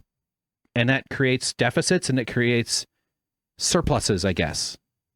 I don't know if this is offensive here. I told one person, I said, that might be offensive, but just hang with me. Autism is a little bit like you have 100 houses in a neighborhood built at the same time. You're going to assume the electrical wiring is roughly the same, right? House to house. But in 1 to 2%, and again, this is a bit too unique to autism because it's actually probably more spread, but in 1 or 2 of those houses, it's like instead of the same electrician, you had 2 electricians. They didn't coordinate and they were drunk. So you got wired up in a way where something is just a miss somewhere, but also, see, again, that doesn't sound about right, but just saying, like, it can take so many different forms. And yes, there are patterns and there are kind of commonalities. So and sometimes that creates someone like and this is speculative, and I've read a few articles about it, and they're very clear to say this is speculative. Like Einstein is known to have some light and noise sensitivities. There's a pretty good chance he was an autistic person. Nikola Tesla, horrible with money. He died poor. Fucking, I would say better than Einstein in genius level. I don't know why that's a competition, but that guy had some serious mental powers that he was using. And this is where the myth and some autistic people embrace this concept. Okay, valid. I'm not going to fight too hard about it, but others find it clumsy, to put it lightly, I guess, or maybe they're offended. But the whole notion of it being a superpower or having the ability, because people tend to assess someone based on detectable output. And I hate that idea, though, that a disabled person has to validate their existence because they're exceptional at something or because they're producing something for the world in that way. You exist. You fucking exist. That's all anybody needs to deserve a right to dignity. And we should build a world built to make anybody who is existing dignified is a world we would all be able to experience that. I'm going on way too fucking much. Clearly this shit has been in my brain for a while. I have a lot to say. I haven't even gotten to my poem. More from this guy, but just I'll let this one finish. A person with full-blown autism. I've seen many people with Asperger's and, on the spectrum who are my age. I've never seen anybody with full-blown autism. That means nonverbal, non-toilet trained. Okay, sorry. And you know what they would do with autistic people who are neurodivergent, people with mental illness issues over the years? Institutionalize them. Homeless, abandoned, but put them into, like, you would just get shipped off. Throughout history, there's all sorts of cases and studies, like anecdotes and stories where cultures here and there, although I think more indigenous cultures had a far more, humane way of approaching people who were different for all, and not just autistic people, but they would be institutionalized where there was abuse and neglect and horrible experimentation and treatment. And of course, there's a huge racial component to the autism story as well, obviously, in this country, America, particularly. That's why they used to think, oh, it was just like a white boy thing. And, this type of person who made you uncomfortable because they're a little bit weird and you can't quite feel super comfortable around them until they're gone. And then it's a childhood thing. That's kind of what I thought it was. I never really knew what it was. I never thought about it. All I knew was I was glad I wasn't autistic. But I knew what I didn't know, meaning I knew my library shelf was empty. That what little I knew was barely anything, but I never thought about it. Hardly ever. My dad mentioned it once. We were in a car driving, and he just said, talking about some, family the family knows, and said, yeah, I think that's one kid might be autistic. And I just remember thinking, oh, well, hope he's okay. That was about it. And then 17 years later, making that, over a decade later, I'm in bed one night. My life is fucking going to nightmarish hell. I'm only lucky to have a roommate who is patient, who trusts that I'm going to somehow pay him back, or I'd be living at my dad's house. I'm so grateful for my roommate. And I tap on the word autism because I'm like, yeah, I've never actually really learned what it was. And then I read an article that almost pitch perfect described my entire life of struggles to a degree that I had never expected. It was the most stunning moment of my life. It was like a lightning bolt hit me. Some people go through a awareness of it. They don't think they're autistic. Eventually they kind of get their head around it, maybe some new information, but they have an idea. That's pretty common. Another way is people will, we're screening for it more now with children. So their kids are being assessed and they're learning a lot about it. And they go, wow, geez, just all this stuff I'm learning about my kid's autism. It's like, I was just like this and I have these issues too. And that's a big way people learn about what they are, or learn what they are, you know, adults who discover. I didn't have any of that. I just had a little moment of curiosity. I had been on TikTok for about a month and people talking about neurodivergence was catching my eye and the algorithm found me. But I looked up neurodivergence, saw the word autism, tapped on it, and my life changed. It was the most important thing that's ever happened to me. And then you go through this whole process of re-experiencing every memory.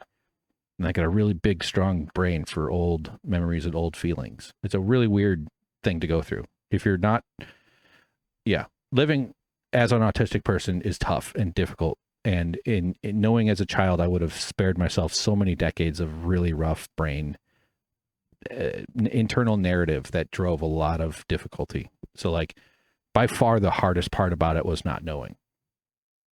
And it accurately kind of mapped it too in so many ways.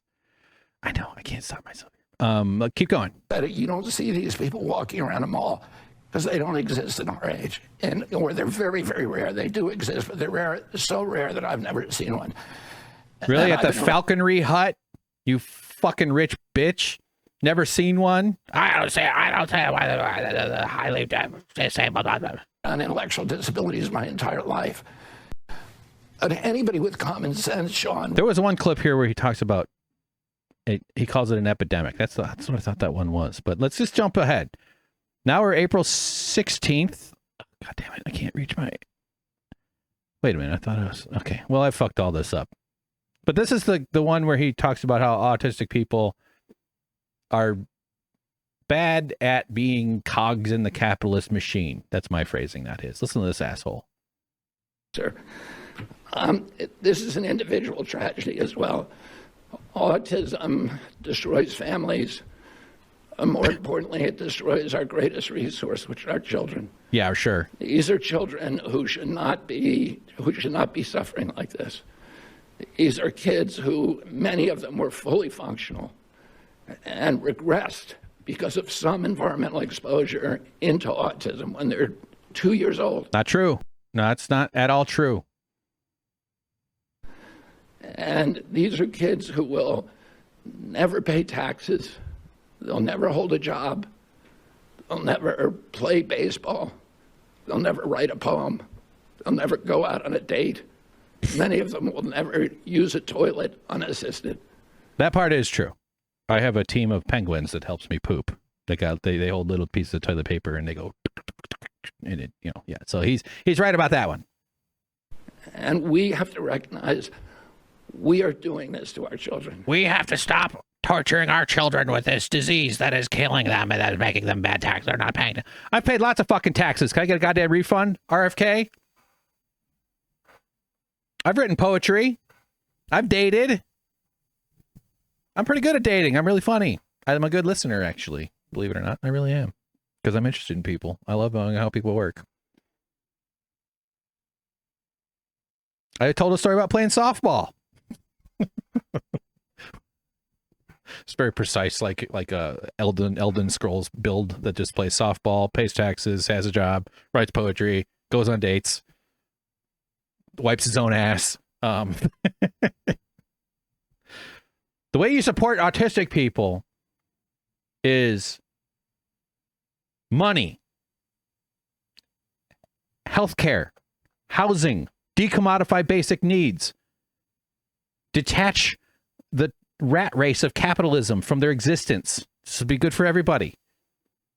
Accommodations for work, awareness, early screening for children. As I said, my life would have been so much better for me if I had known at an earlier age that it wasn't just some fucking psycho. I thought I was just this loser weirdo who couldn't deal with things, and I was depressed a lot, and I dealt with that, and not in healthy ways at times.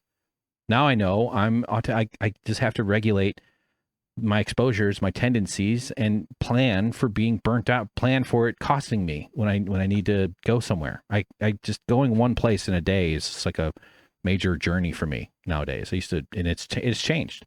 And there's a complex kind of process people go through as adults who unmask either voluntarily or involuntarily. And actually, I do think there's a regression to that, not the kind of regression he's talking about, but the poetry is bullshit. The brains of autistic people, not all, but some and many, can produce phenomenal word language and word powers. In fact, I would say among the earliest things when they do look for diagnostic evidence, they look for stories from childhood. There's a thing called CPTSD, chronic post-traumatic stress disorder, which can present symptoms that are similar in ways like sensitivities, developing,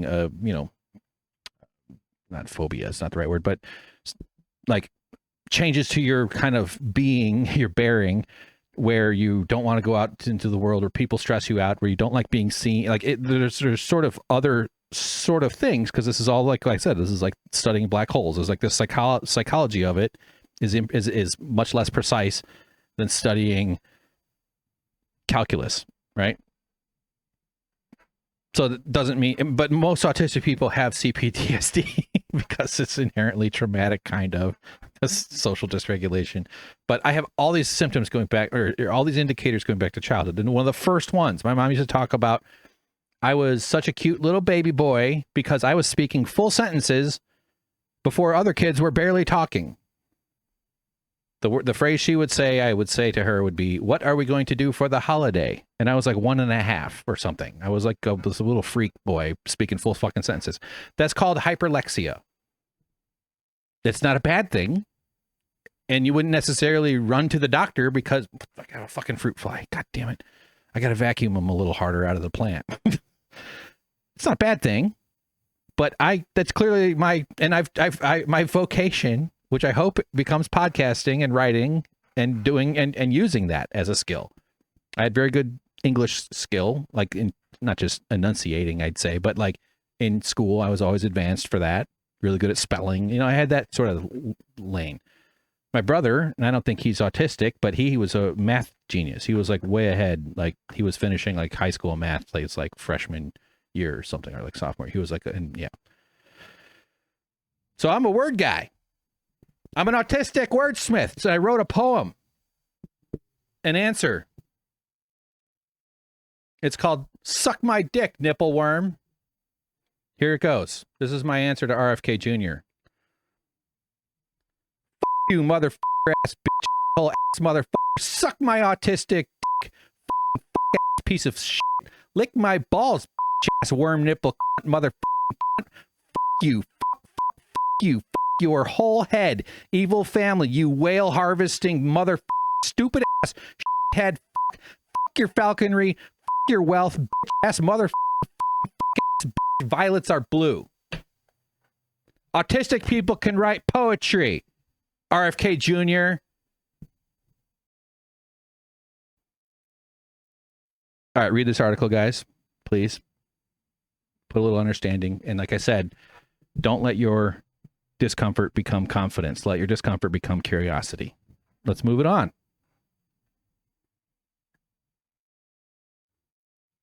Pretty good poetry. I wrote that in college. Got laid several times because of it. Oh yeah. All right. This was. God, this is gonna be. Her take.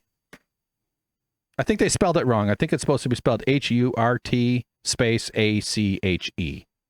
Pretty good joke, huh? Did you figure it out? On the Valuetainment Entertainment Network of podcasting and video, blah, blah, blah, blah. Known for PBD podcast, the Patrick Bet David podcast, the guys over there at Capitalist Daycare, where those guys sit in a bank vault and just be really Republican at each other. They have a new show starring former colleague, coworker, Anna Kasparian, Jillian Michaels. Anna Kasparian is the one that I used to work with, but Lindy Lee, Amy Dangerfield, And there's actually, so we're going to look at a couple little sequences from the first 2 episodes.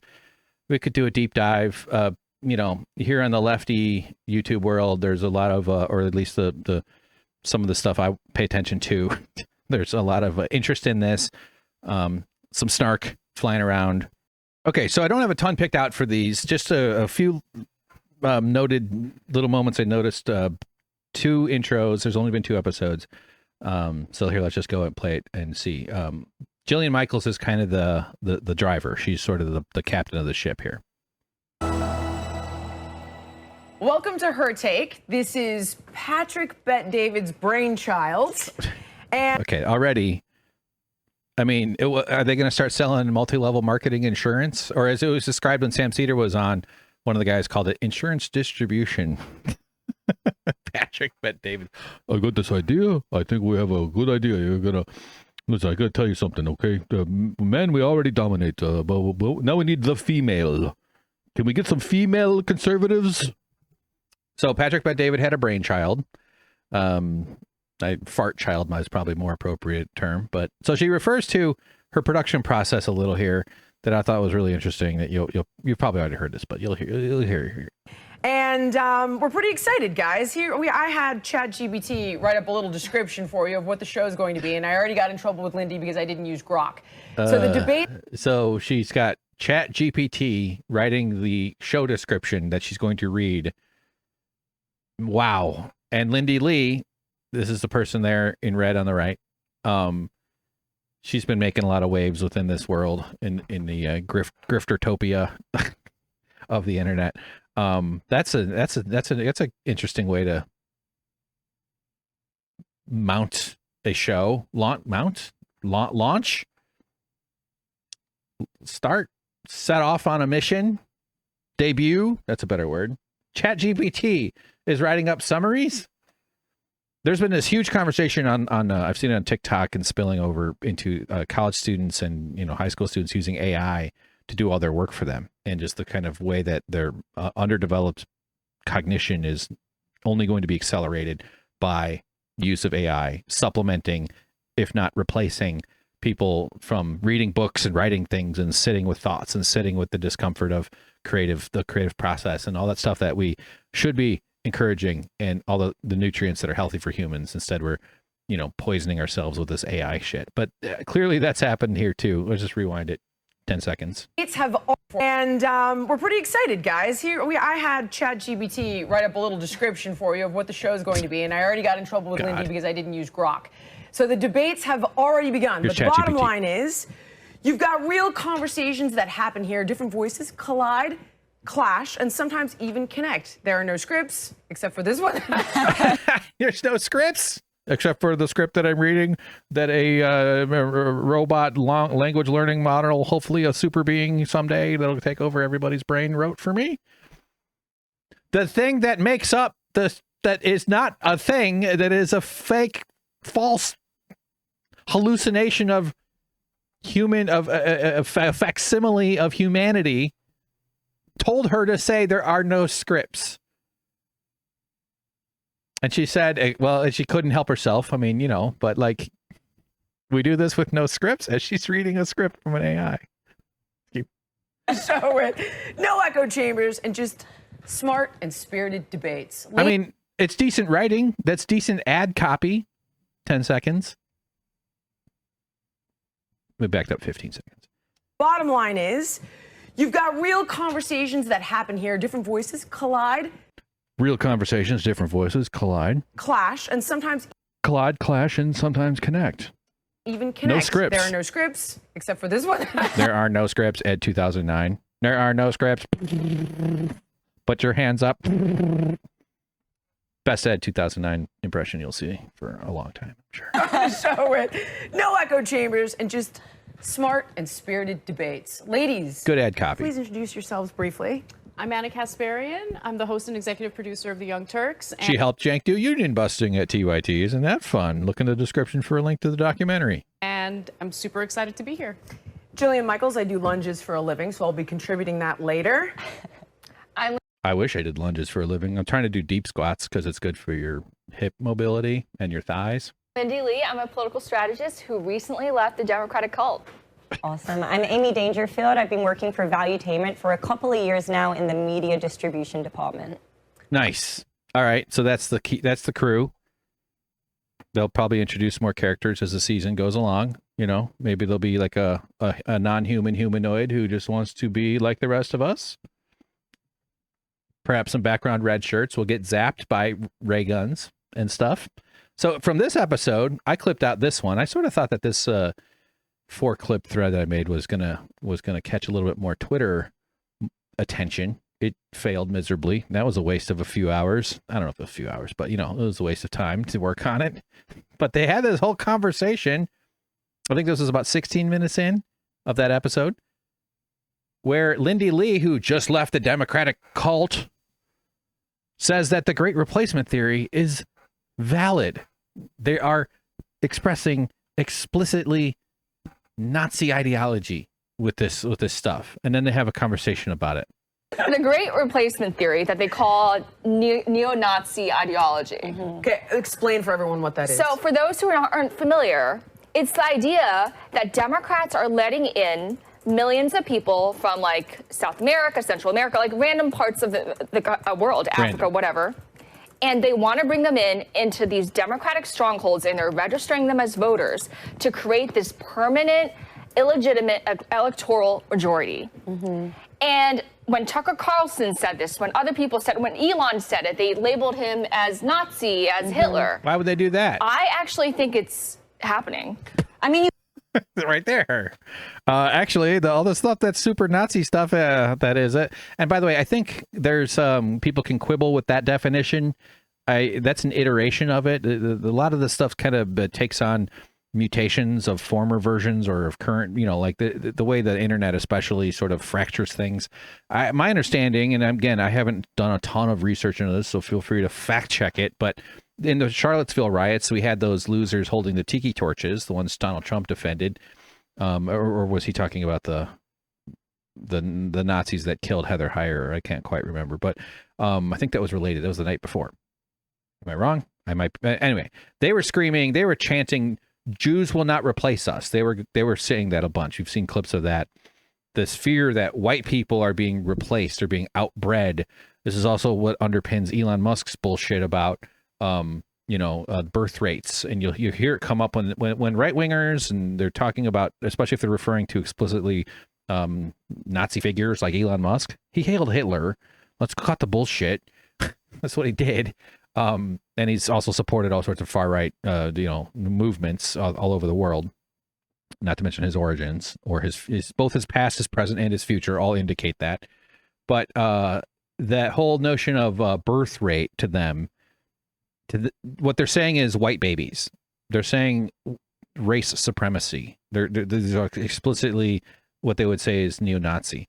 I think someone could rightfully parse the application of some of these terms. I do think these words get thrown around with a little too much facility, let's just say. But we are absolutely in a rhyming era of what that was. And it's important to understand the historical foundations for why it's such a thing now emerging in America, and it's an international movement with strains of it showing up all over the place, and that it goes back past the Nazis themselves through American chattel slavery, through European colonialism, and all that sort of stuff.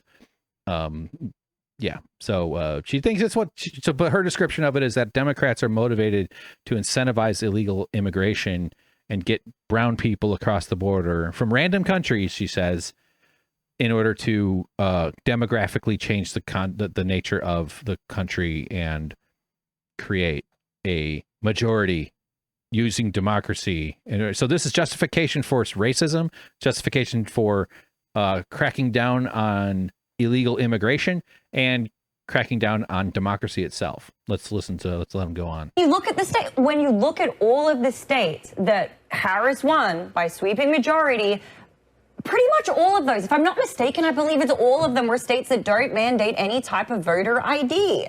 And I'm really happy that like the SAVE Act, all of these things it still needs to go through. So voter ID would have saved America from the Democrats winning. because it would restrict who gets to vote. So this is an argument for voter ID. You have to show ID when you register. You have to have a valid.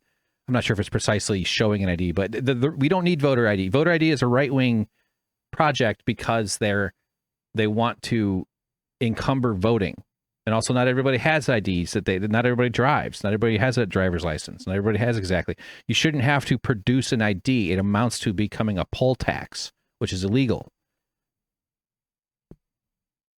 You have to verify where you live. There's all sorts of reasons why you can't just vote anywhere you want. You still have your name is still on the list of approved to vote.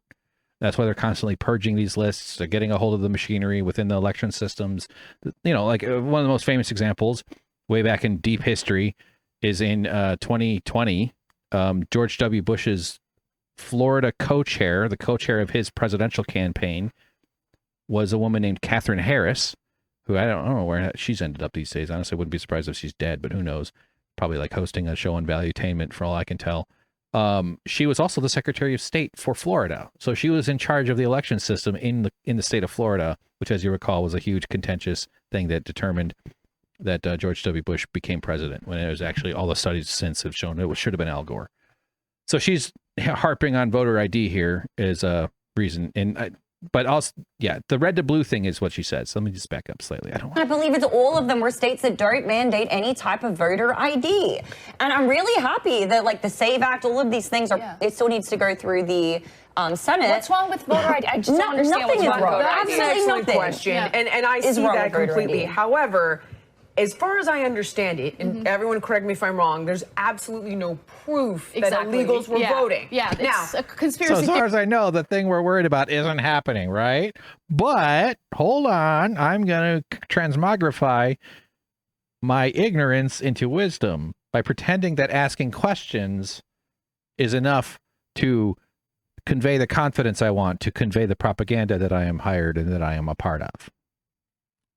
Theory. Registering them as voters. Evidence. I'd love to see the evidence. Hold on. That's not what I meant. I mean, like they have. She should have looked for evidence of the Young Turks' union origins before she put out a false story with Jank about how the union started. I wish you would apply that same standard to that. In the country and over the course of years, I'm not saying overnight they become citizens. These immigrants tend to be far more socially conservative than the Democratic Party is. In fact, increasingly so. I mean, a lot of them, yes, especially ones that are fleeing. I mean, that's a pushback. Let's give her credit for it. It is countries, however, but that's they don't know do you really think that's a sweeping majority, though? When I do actually. A lot of Latin American when they come to Philadelphia, all the migrants that are being shipped to New York. They're all very religious. But they don't know that. They think that they don't know that Democrat, like in their minds, they haven't been educated in the difference. I think the Democratic Party they're the party of so-called do-gooders, and they want to feel good about themselves, and they want to feel like they're saving they want to believe that. I think that's really the motivating factor behind this, and more importantly. Okay, next, I wasn't going to do all these, but Anna expresses skepticism, and basically says like what this theory that you're professing is happening isn't because the Democrats don't have it in them to be this strategic. And I kind of understand the logic behind that statement. Doesn't acknowledge the racism or the kind of the Nazi ideology that she just started by agreeing with, describing it as neo-Nazi. So Anna pushes back, and this is about 2 minutes here. And more importantly, as soon as Donald Trump went down that escalator and started talking about Mexican and immigrants, rapists, that triggered Democrats, and they wanted to brand themselves as the party that's going to protect immigrants from Donald Trump. That's really at the center of this. Like the idea that they're importing people so they can stay in power. I mean, obviously it hasn't worked out. Importing people, letting them in. They were going to come anyway, just letting them in. And Democrats realized they spotted this as an amazing opportunity to solidify electoral gains. Lindy, let me tell you something about Trump won Latin American or Hispanic voters. Like he made gains in people of color and I think particularly in that group. But Anna pushes back at Lindy here a little. Lindy, let me tell you something about Democrats, okay? And you should know this better than leadership. Hold on. I'm telling As the quote unquote lefty of the group, Anna Kasparian is kind of the Democrat whisperer. So she does speak with a little bit more authority about the Democrats, and she's evolved her perspective recently, as you guys are all sure. I'm sure you're aware. She's unaligned, she now says. Exactly, which is why you should know this better than anyone. The idea that they're thinking ahead and they're plotting and they're like the smart people who are like figuring out ways to stay in power forever is laughable. It's very obvious. They were headed toward a freaking iceberg in the 2024 presidential election, and they were totally in the dark about it. They're still in the dark about it. But wait, hold on. This is not a savvy party at all. I just want to ask you guys one thing, though. Have you not seen the graph that shows what the turnout for voters in the 2020 election was like compared to all previous elections, compared even to the 2024 election as well, because obviously people were more on guard. Millions more people voted. Millions of more people voted. Do you think that just millions of more Americans? So the argument I don't know, for a potentially, which I personally, I've seen no proof of it. However, the argument for a potentially rigged election in 2020, meaning Trump was robbed. So hold on, I've seen no proof, but you're saying that the sun rotates around the disk. That's why it seems like it might be a sphere, but you're saying that there's an ice wall. Now I know there's no proof. I've never seen the proof, but so she's just she's validating by acting like the question itself proves the premise of some sort, even though she'll also say there's no proof. Instead of saying, this is really ridiculous. This is stupid. By the way, he has not provided any evidence of that to this day. Wait, hold on. Is that okay? And you'll have your chance. Is that millions more people voted in 2020, which is what shifted the vote towards I Biden? don't think that is a large part of it. That is a large part of it. There could have been other mechanisms through which they cheated, but that is definitely a large part of it. You look at even California. Yeah, the election that they lost, they cheated at. So she talks about California here. This was the red to blue thing I was thinking of earlier when I was kind of trying to bring that memory up. And she worries about the caliber of people who might come across. I'm sure we would be hearing the exact same thing if these were Swedish and people from Finland and those Nordic countries where they're okay. The Boers flooding America from South African refugee boats kicked out of their ancestral lands where the colonialism had taken root so deep. They did make like a special immigration exception for white South African. Like this is so nuts. Anyway, so she goes on about California.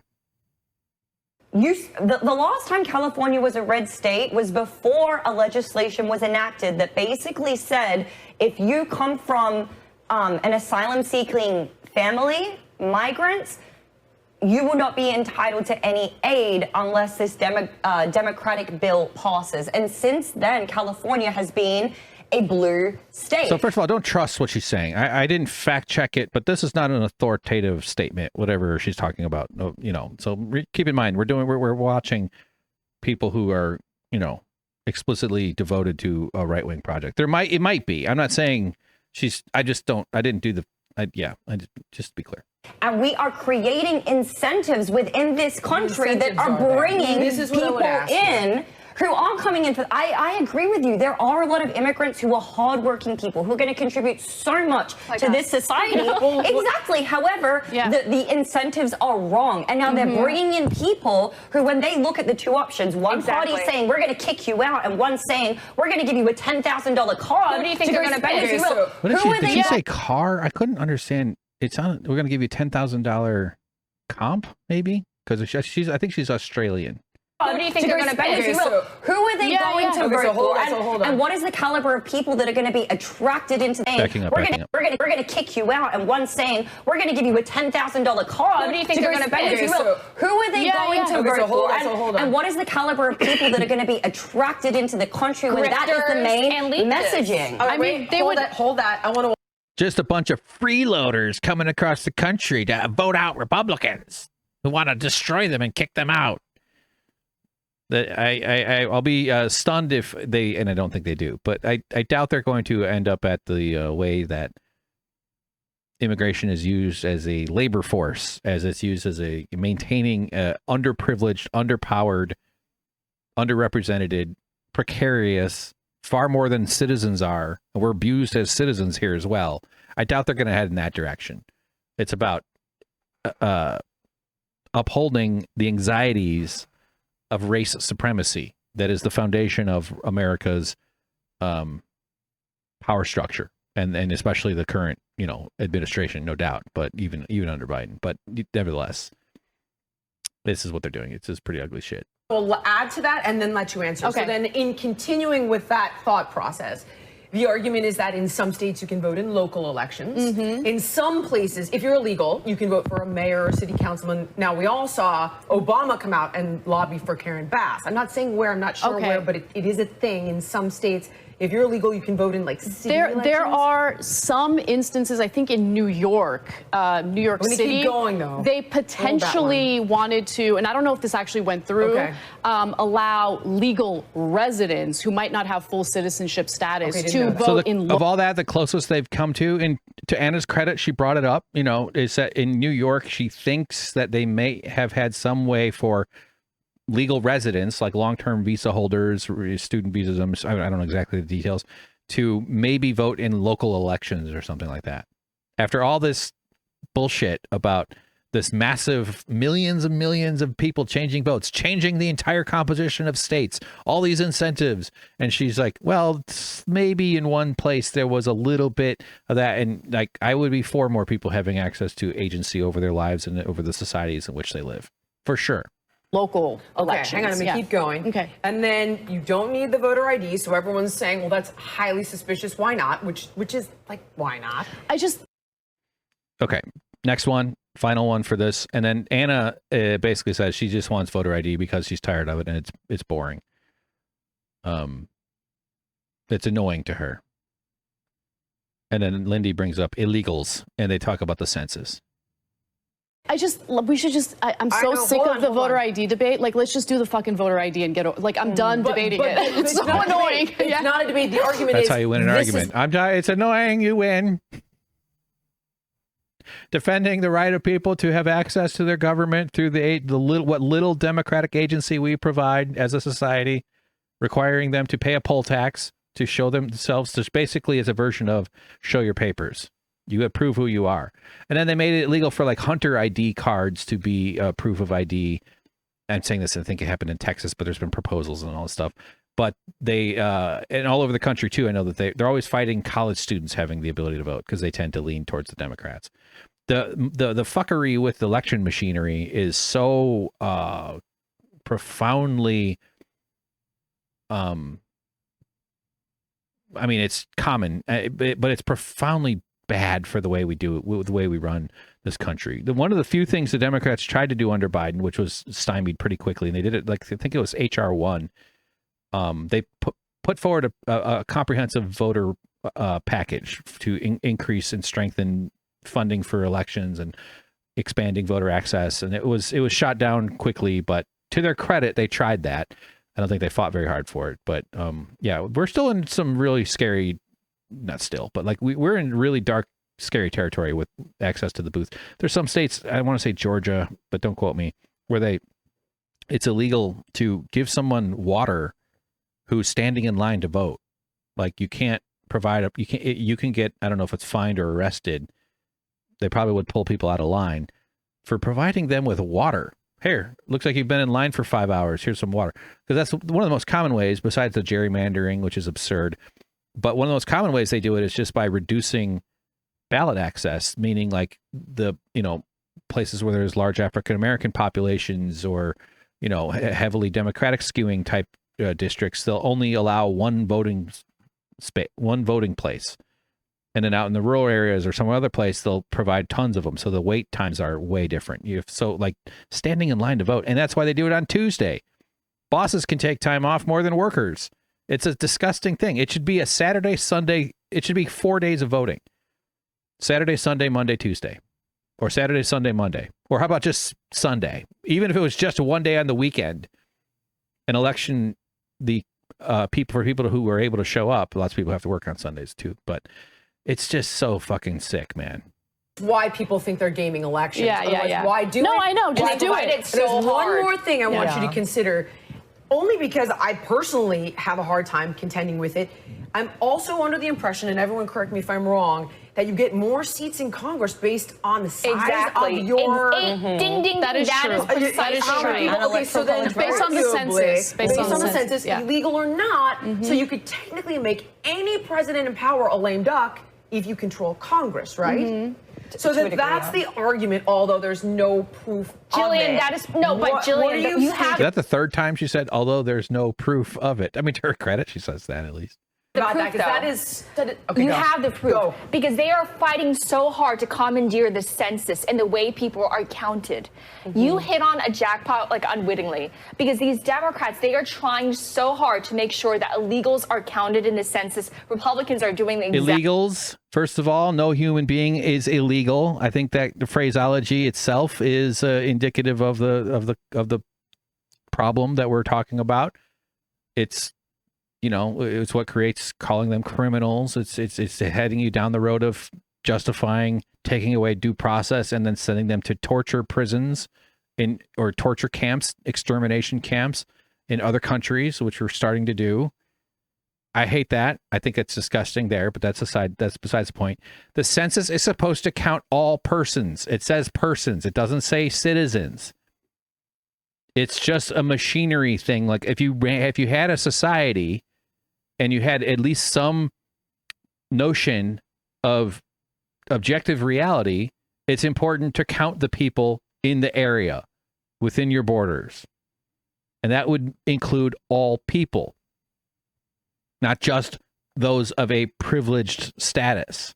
In order, because it's what she says she's worried about is that by adding the count, which changes the way the congressional districts are then drawn up, and they're using this conspiratorial framework for it all, is a way to game the system to benefit one group over another. But exactly the thing she says is bad is what she's trying to impose by saying that we shouldn't be counting illegals, quote unquote, by leaving them out. And then, of course, we create these conditions where people avoid answering questions to the census takers and avoid even working for the census, thing. I know that Trump, I think, it's every 10 years. So you have to hire a bunch of people to go out around and talk to people.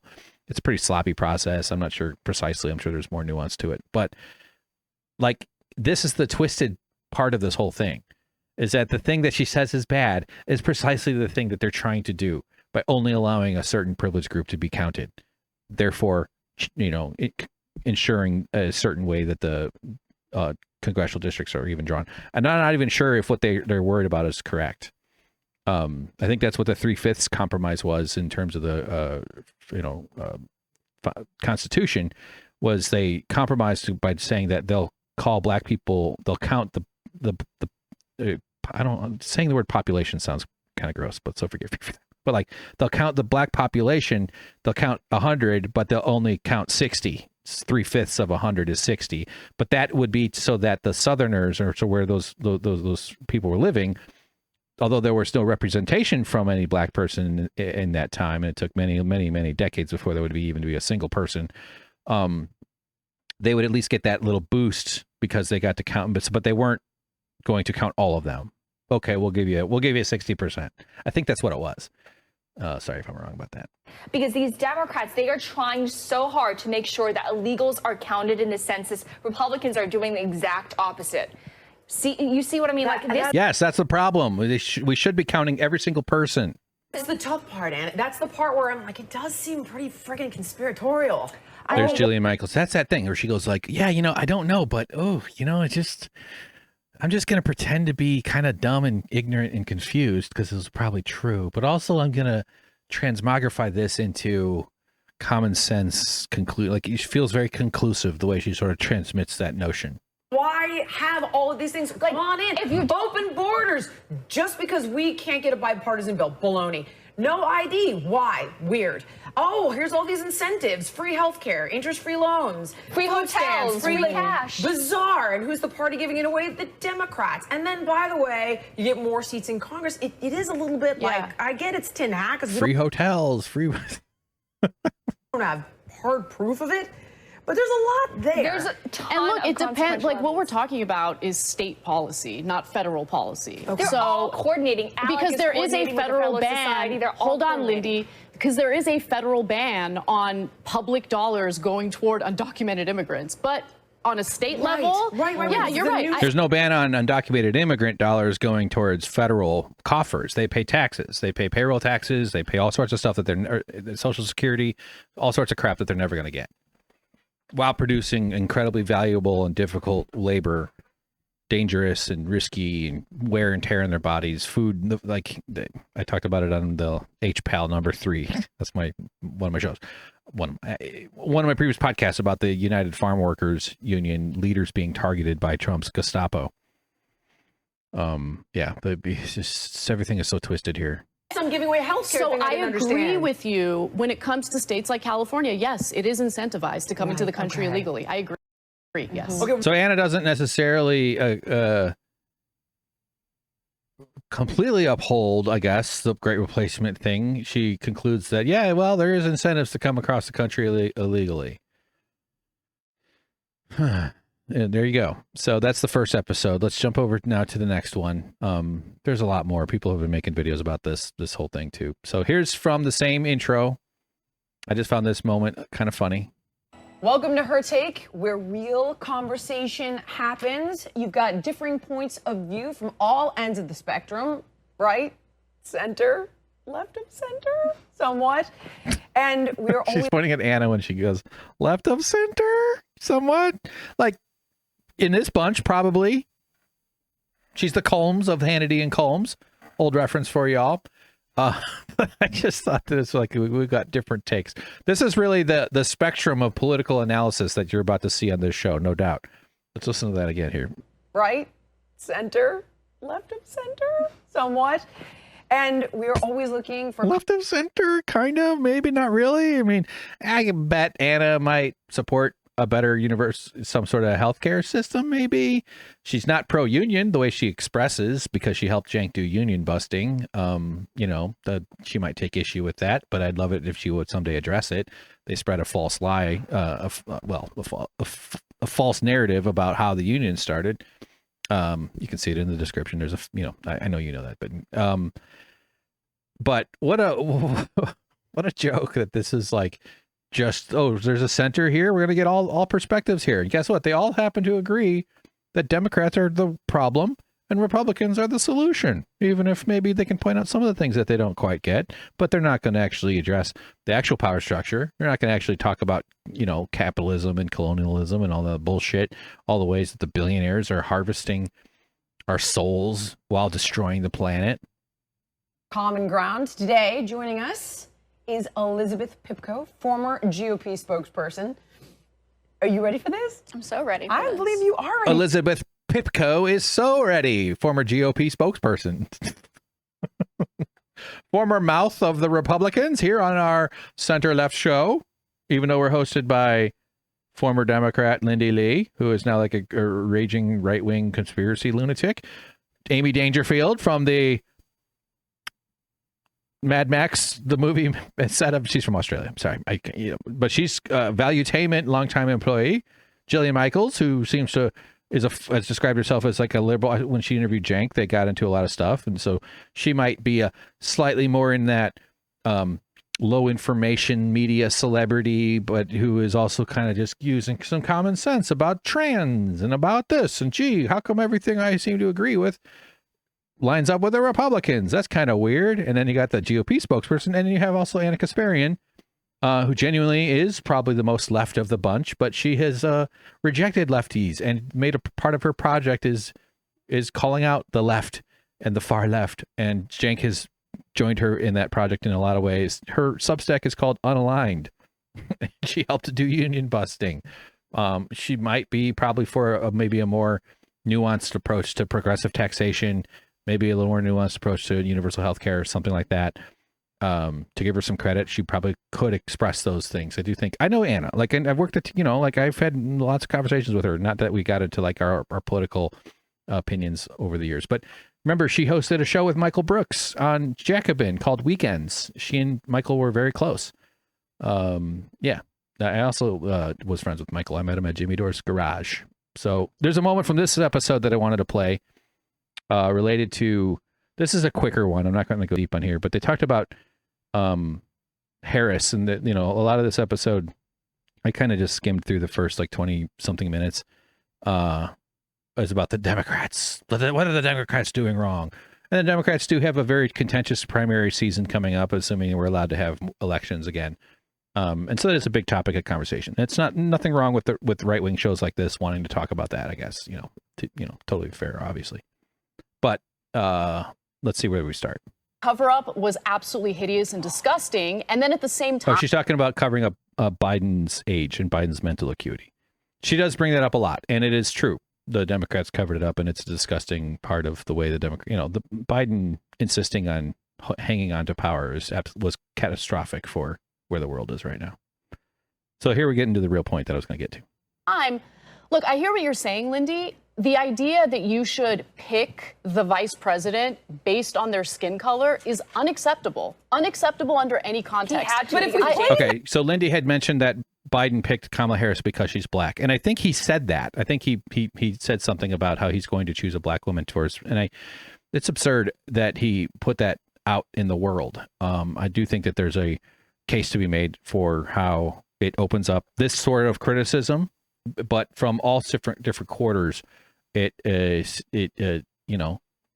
reduces her to an identity, and it might be good politics to make decisions. A lot of the ways they choose vice presidents, like it's bad politics for a president to choose a vice president from the same state. You're drawing from the same pool. You pick a guy, you pick your VP from a state that's important to your election or a demographic group that's important to your election. So like, I think it's a valid criticism. I think Biden in his ancient, dementia-addled wisdom, which is not the right word. What's the opposite of wisdom? But his outdated, antiquated, old racist, old man bullshit might have been making a decent electoral decision. You could argue about strategy in terms of which demographic group was best for your VP, but verbalizing it publicly does seem to be a stupid thing to do for reasons I just kind of rambled about. But the thing I wanted to point out, though, is what Anna said. It might have gone right past you, and I'm asking you to think about this for a second. She says that it's absurd for skin color to matter in who is chosen to be vice president. What skin color is J.D. Vance? The answer is red, because he's a demon. Cover-up was absolutely hideous and disgusting. And then at the same time, look, I hear what you're saying, Lindy. The idea that you should pick the vice president based on their skin color is unacceptable. Unacceptable under Now, was J.D. Vance chosen for his skin color? Would he have been picked if he were anything other than beige? Obviously. One of the things that goes around every time there's Republican, administrations are the photos of the interns and photos of the staff, and they do like group photos and stuff, or just catch various moments. It's a sea of whiteness. It's a sea of white faces. The identity politics of this country, of a race supremacy like America, is deeply ingrained into privileging whiteness, which is why what Anna said sounded like common sense. Look, I hear what you're saying, Lindy. The idea that you should pick the vice president based on their skin color is unacceptable. So I just wish you would say, and it's very clear that J.D. Vance was chosen because of his skin color. It's 100%. You're fooling yourself if you think that his skin color didn't play a major role in his choice. Plenty of options, and there's probably going to be a day in the future where we see a prominent Republican of color who is picked for their skin color. It's always going to be the case. Even if we start heading down the road of moving past this stuff, of this culture, of this cultural baggage, of this, horrible economic system, it's never going to just be flipped a switch overnight. I think we would be willing to accept positive changes faster than we are allowed to. But because look at the pace of negative change that we're forced to accept. We still deal with all that, but it's always a factor. So this whole notion that that Democrats are the only ones that are doing identity politics is fucking horse shit. So give me a break. All right, so that's that for Hurt Ache. Let's go to the next one. Let's see what we got here. Okay. I'm shaking my fingers out of frame. Docking maneuver.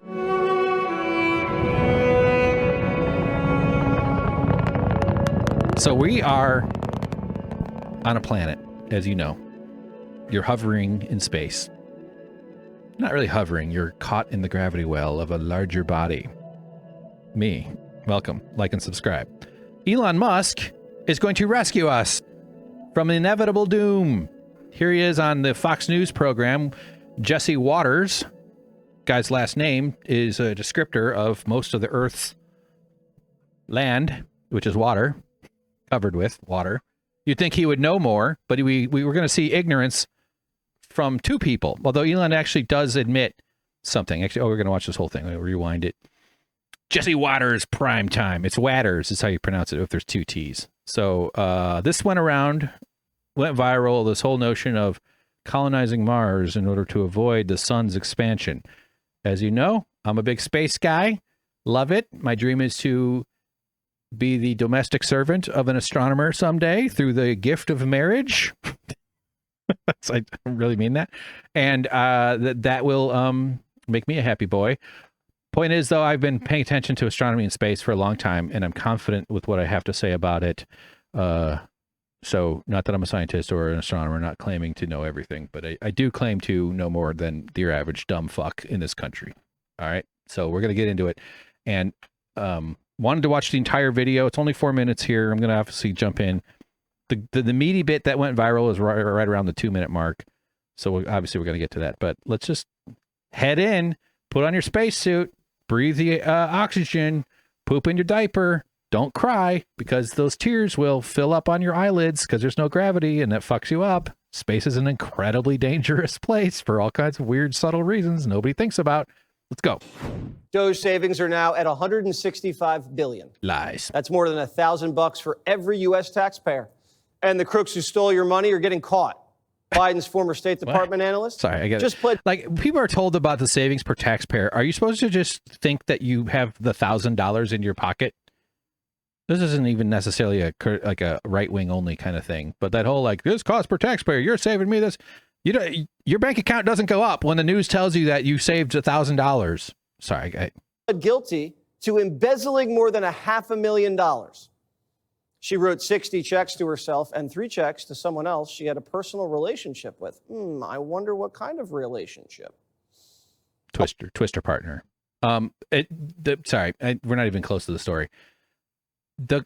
Yes, okay. Somebody wrote checks they shouldn't have. They got caught. Good. But the corruption of Trump, the super volcano of wealth that he is going to amass over these next 3.5 years, 4 years, possibly more, is far in excess of any of this. Amazon is spending $40 million to make a documentary about Melania. And I'm pretty confident much of that production cost is going to go right into those big old bank accounts that they have. It's insane. Sorry. A lot of our money's missing. We expect arrests. We interviewed Elon Musk, and we didn't just talk about the future of Doge. We just stumbled upon the future of humanity. I'm pulling on his phone. Elon says we're in danger. He's got a plan to save. What a fucking nerd. Look at that loser. Look at Elon's body. He's just such a weirdo. Humanity. Elon says we're in danger, and he's got a plan to save us. What's more challenging, going to Mars or taking on Washington? Going to Mars. Well, not going to Mars once, but say going to Mars to build a self-sustaining civilization on Mars. That is a very difficult thing, which SpaceX has not yet done. He said we'd have humans on Mars by 2029 or maybe earlier. He's made all these promises. He's just such Simpsons con man monorail guy bullshit. Going to Mars. We got to go to Mars to build a self-sustaining colony.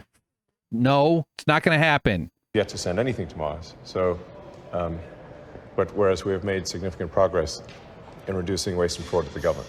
Why are we going to Mars? Well, we're definitely, this is a change of subject, but we're going. It's not about going to Mars to visit once, but it is to make life multiplanetary, so that we can expand the scope and scale of consciousness to better understand the nature of the universe, and to ensure the long-term survival of civilization in the hopefully unlikely event that something terrible happens to Earth, that there is a continuance of consciousness on Mars. Okay, there's subtle like dog whistling to the 14 words, the whole future of civilization is insured.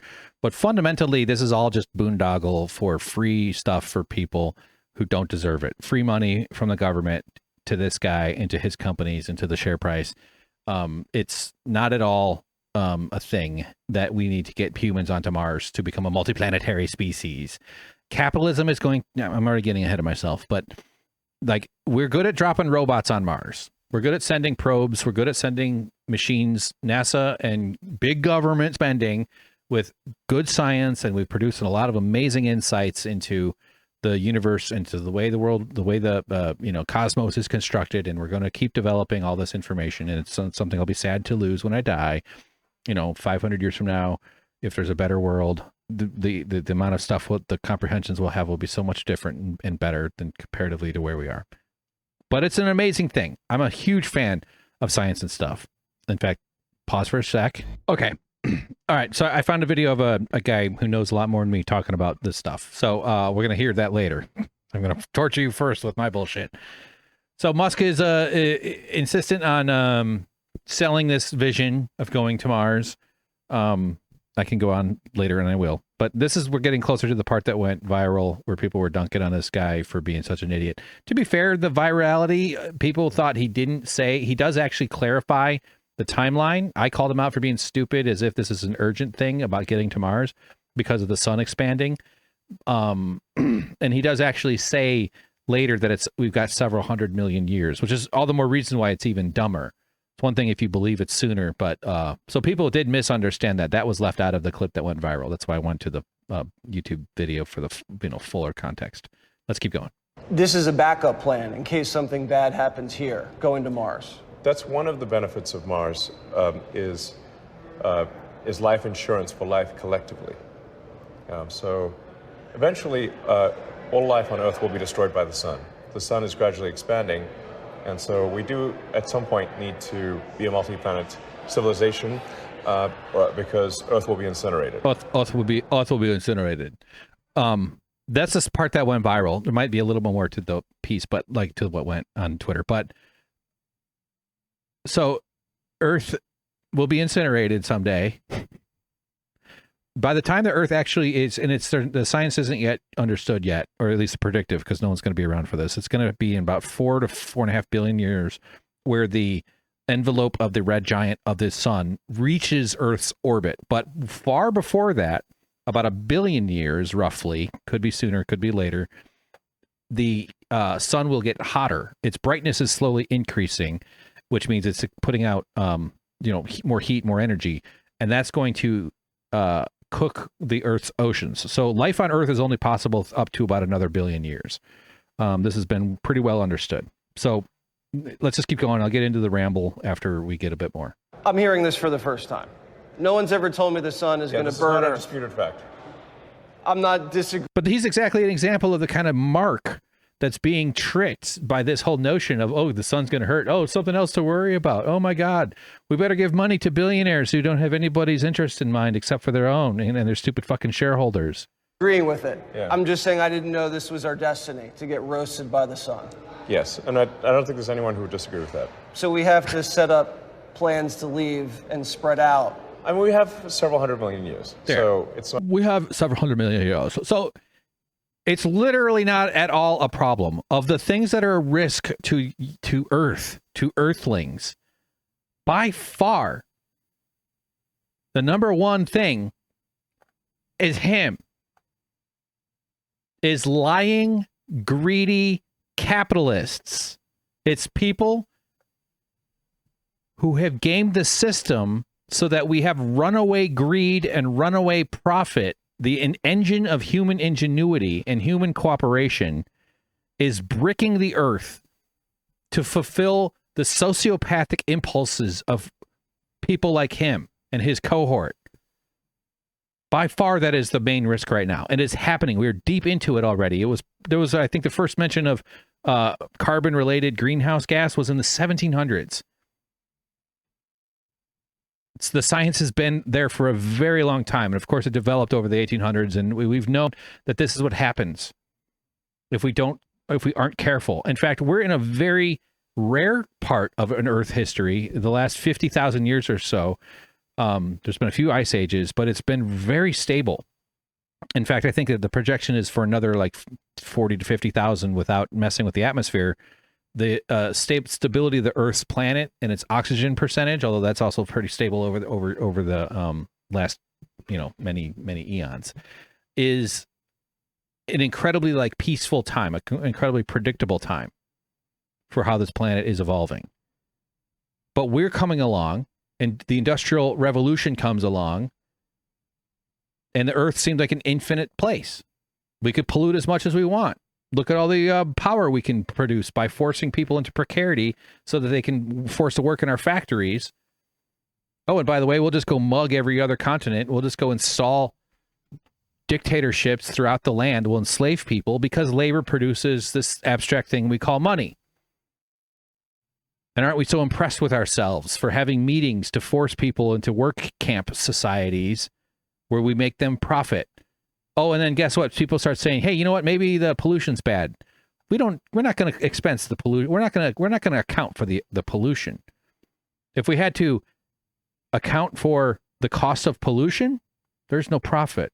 Profit is future debt in the form of pollution. It's forcing some other person in the future to pay a price for the excess of today that, due to market forces and due to government control, government corruption, and the distribution of money, and another way of saying that is the distribution of stress, empowers the fascism that we're seeing in America and the takeover, because people are starting to get wise to this bullshit. And so we are still polluting at a rate that is causing the environment to change, let alone the fucking, other ways that pollution is getting into our bodies and causing issues. And largely the wealthy can escape it. There's an entire industry. First of all, in the present, they get to live where the pollution doesn't happen. It only affects people near where it's all going down, near where the SpaceX launches are, near where the data centers are poisoning the areas around them. And they, of course, have all this government influence to change their regulations to allow them to do even more. We're completely disharmonious with the planet. And it seemed rational for a time. Not to say I'm defending that, but I can understand in the past when it seemed like no matter what you did, the Earth was the Earth. There was just this infinite sort of... But the logic of capitalism requires infinite growth on a finite planet, and we're reaching the entropic limit.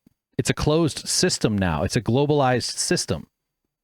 So it's going to kill us, and it's already started, and they are doing everything they can to escape it through their emergency escape hatches, either by fleeing to Mars, which is absurd, fleeing to near-Earth orbit, or possibly onto the moon, building their immense survival compounds and their survival bunkers. And I think the solution that they have, which is how do we keep the guards loyal to us once money stops being a thing, is because the guys with the guns are just going to take over. That's been a conversation that's been going on. Douglas Rushkoff, I think, is the writer who had an interesting story to tell about that. But the solution to that is just like robot servants and robot, AI type shit. It's just so dystopian. Or upload their consciousness into singularity, or develop technologies or whatever the fuck therapies, like that one weirdo, that translucent vampire guy who's like drinks his son's nipple something. I don't know, that weirdo guy. He's creepy. I know. So this is all just a scam, though. This is all just nonsense. Earth, sorry, I'm going to keep going here, but one of the things about the solar system is we have a warning planet. Our sister planet, Venus, it's like 96% the mass of Earth. It's basically the same size as Earth. The two biggest rocky planets, Earth being the biggest. Shout out to Earth. Venus has runaway greenhouse. Venus is, I don't know the precise composition, but the atmospheric pressure on the surface of Venus is like 900 times what it is here. It's the hottest planet in the solar system. It's hotter than Mercury, which is closer to the sun. It is ferociously uninhabitable. because of its gaseous composition of its atmosphere. And it's not well understood if it always was. And there's a lot of interesting science about going to Venus. It's pretty unlikely we'll ever land there. A couple of landers have gone, and they get immediately like destroyed. I think the Russians dropped a lander a while back, took like a few minutes of pictures, so we have some photos from the surface of Venus. This is really, otherworldly planet. But we have a warning. We have a worst case scenario. Earth doesn't have to get anywhere close to reaching Venus's potential. We just have to shift it off a little bit. 1.5 degrees C, 2 degrees C. All that means is the planet is now more, it's warmer, but it's it's now unable to sustain the balance that it was at. And these dudes can afford to ride it out. They can afford the air conditioning. They can afford to escape. They can afford to flee the zones where the food can't grow anymore. It's going to drive migration patterns of humans and animals, extinction of all kinds of different animals. It's the way we live on this planet is so disgusting. Let's just keep going here. I got more to say. It's not like you don't hold your breath. It'll be okay, but it'll be 100 million, several 100 million years. Don't hold your breath. It's literally zero need to think about the Earth being roasted by the sun anytime soon. It's so not a thing whatsoever. And what happens is, so the sun is losing mass every single second of the day, of its day. It doesn't have a day. I guess it does if it spins around once. I don't know, its rotational orbit or period. But it doesn't have night because it's the sun. It's where daylight comes from. But the sun is getting less massive, and counterintuitively, less mass means bigger sun. I know that's weird, but it's because the gravity is slowly going down as the mass goes down. And inside the core of the sun, it's so dense and so much gravity that fusion is happening at all moments. It's an explosion that's happening, but its gravity is powerful enough that it's pulling it down. So that's the balance. That's why it's very stable. And we have very good science around how stars evolve, how stars go through their life cycles and the different kinds of stars. And the reason is because stars are really easy to study, because they're gigantic, bright balls of incandescent gas glowing from perpetual nuclear fusion. They're easy to study. It's not hard to take pictures of them and use radio astronomy and all kinds of cool telescopes and shit to study them. We have really sophisticated stuff going on there, and there should be more of it. So as it gets as it gets less massive, its size increases. And this is incredibly slow. And we know stars of our rough composition, our rough size. Our sun is by far the most number of stars in the observable universe are red dwarf stars, which are smaller, bigger than Jupiter, like by a decent amount, but they burn a lot slower. The bigger the sun, bigger stars have more intense gravity, and there's a certain threshold it reaches where they can actually then become black holes at a certain point when they finally reach supernova phase. But our sun is a decent size, bigger than average, because it's not a red dwarf. But it's incredibly stable, and it's estimated to be about half its age. It's about 4.5 billion years. It's going to go on for another 4.5 to a little bit more, maybe, or something. But it'll slowly turn into a red giant as it loses mass. But that process means it becomes hotter. And as it expands, the habitable zone, the donut, the Goldilocks zone around it, which is where Earth is currently, we have so many beautiful coincidences that allow for life to be here. That habitable zone where water can be sustained and not boiled or frozen, so it can hold its liquid form. That's the generalized notion of where habitability is in terms of our understanding of life's needs. Also expands. In fact, I remember on this interview on Universe Today, which is we're going to listen to this episode or a part of this. This is a great channel. I just want to show you the guy's name is Fraser Kane, or it's Fraser Kane. Really cool channel, really good accessible astronomy news. So I'm just want to shout that out because we're going to play something from them. He had an interview with the guy. I think it was that channel. It could have been, but I remember hearing it. So it was fascinating. And orbital mechanics are super complex and weird and interesting. there's a lot of counterintuitive stuff to the way gravitational bodies affect each other. They line up in this thing called resonance, and it's this cool, it's really interesting. It's also affected, special relativity is a factor as well, and just quantum stuff, whatever. And this guy said that, he was talking about this topic, and he said that it's actually possible. We've run simulations, because gravity, even though it's really complex, it's also very easy to simulate in terms of what the current computers we have. We understand it very well, and we have supercomputers. We have, systems that run models. A lot of astronomy isn't just data collection, it's data analysis and running models, running simulations. That's a huge field of it. You can be an astronomer that's never looks through a telescope because you do models and simulations based on good data and good science. Anyway, so they've done model simulations where they can actually park asteroids in certain parts, I don't know precisely the details, that somehow mess with Earth's orbit very subtly, very, very, very little bit, but enough to cause the Earth to slowly expand its orbit. Its radius from the sun would start to move.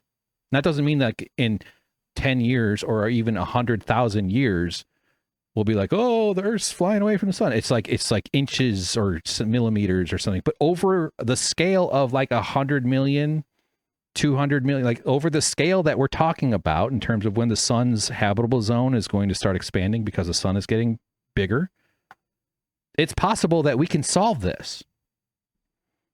It's not actually as much of a problem as we think. And another thing people point out is that Mars is also subject to the warming of the Earth. It actually would need to be warmed quite a lot to terraform it. There's so many reasons we shouldn't go to Mars. It's absolutely crazy to try to put humans on Mars. We're going to kill some smart people. In our lifetimes, the most we'll do on Mars is kill some smart people in some disastrous failure to launch. But the testing is something that guy's going to talk about. The amount of stuff we have to do to get right is incredibly, almost prohibitive in terms of including humans on Mars. Robots can handle it. We've already doing pretty cool stuff. We have a little, I think it finally died, but we had this little helicopter flying around Mars, this little cool thing. They had to test it within an Earth gravity environment. Like Mars only is 39% gravity of Earth. There's so many reasons why humans are going to do horribly over on that awful planet. We have this amazing place that is pristinely designed for humans and the human psyche and us to live in the full expression of our biology. So it's super interesting science that goes into like, can we make the Earth's orbit slightly widen? There's actually a movie, I think it was from a Chinese, from China, some Chinese company made the film, but it's like something spaceship, or I don't know what it's called, but they're trying to like expand. It's an emergency thing, like the sun's expanding. And so they have all these rocket thrusters on the planet. And as the Earth rotates, they activate the rocket thrusters to produce a thrust to push the Earth away. Not as easy as just chipping away at its orbital dynamics somehow through clever placement of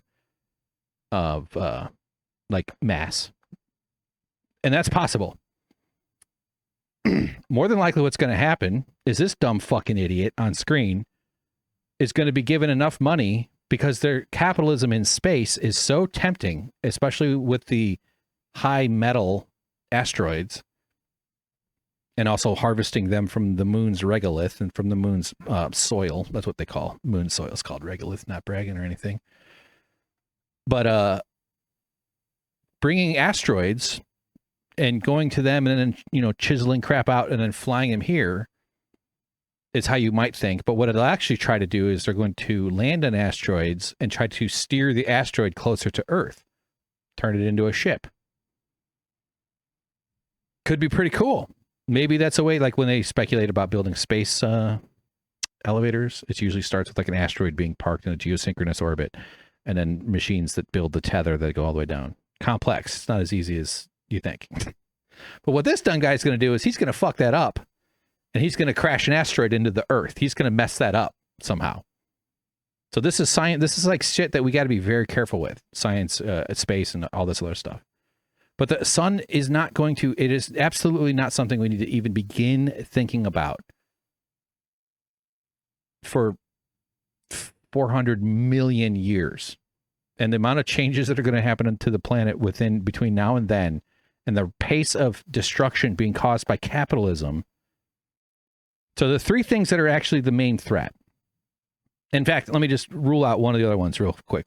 There's been some studies, we did a mission where just Earth scientists sent a collision. We've landed on some asteroids. We collected some samples. One was called the Bennu, but we also tried to redirect one to see if we could hit it. First of all, I don't remember the amount of mass that they had, like a cooler filled with, frozen shrimp or something.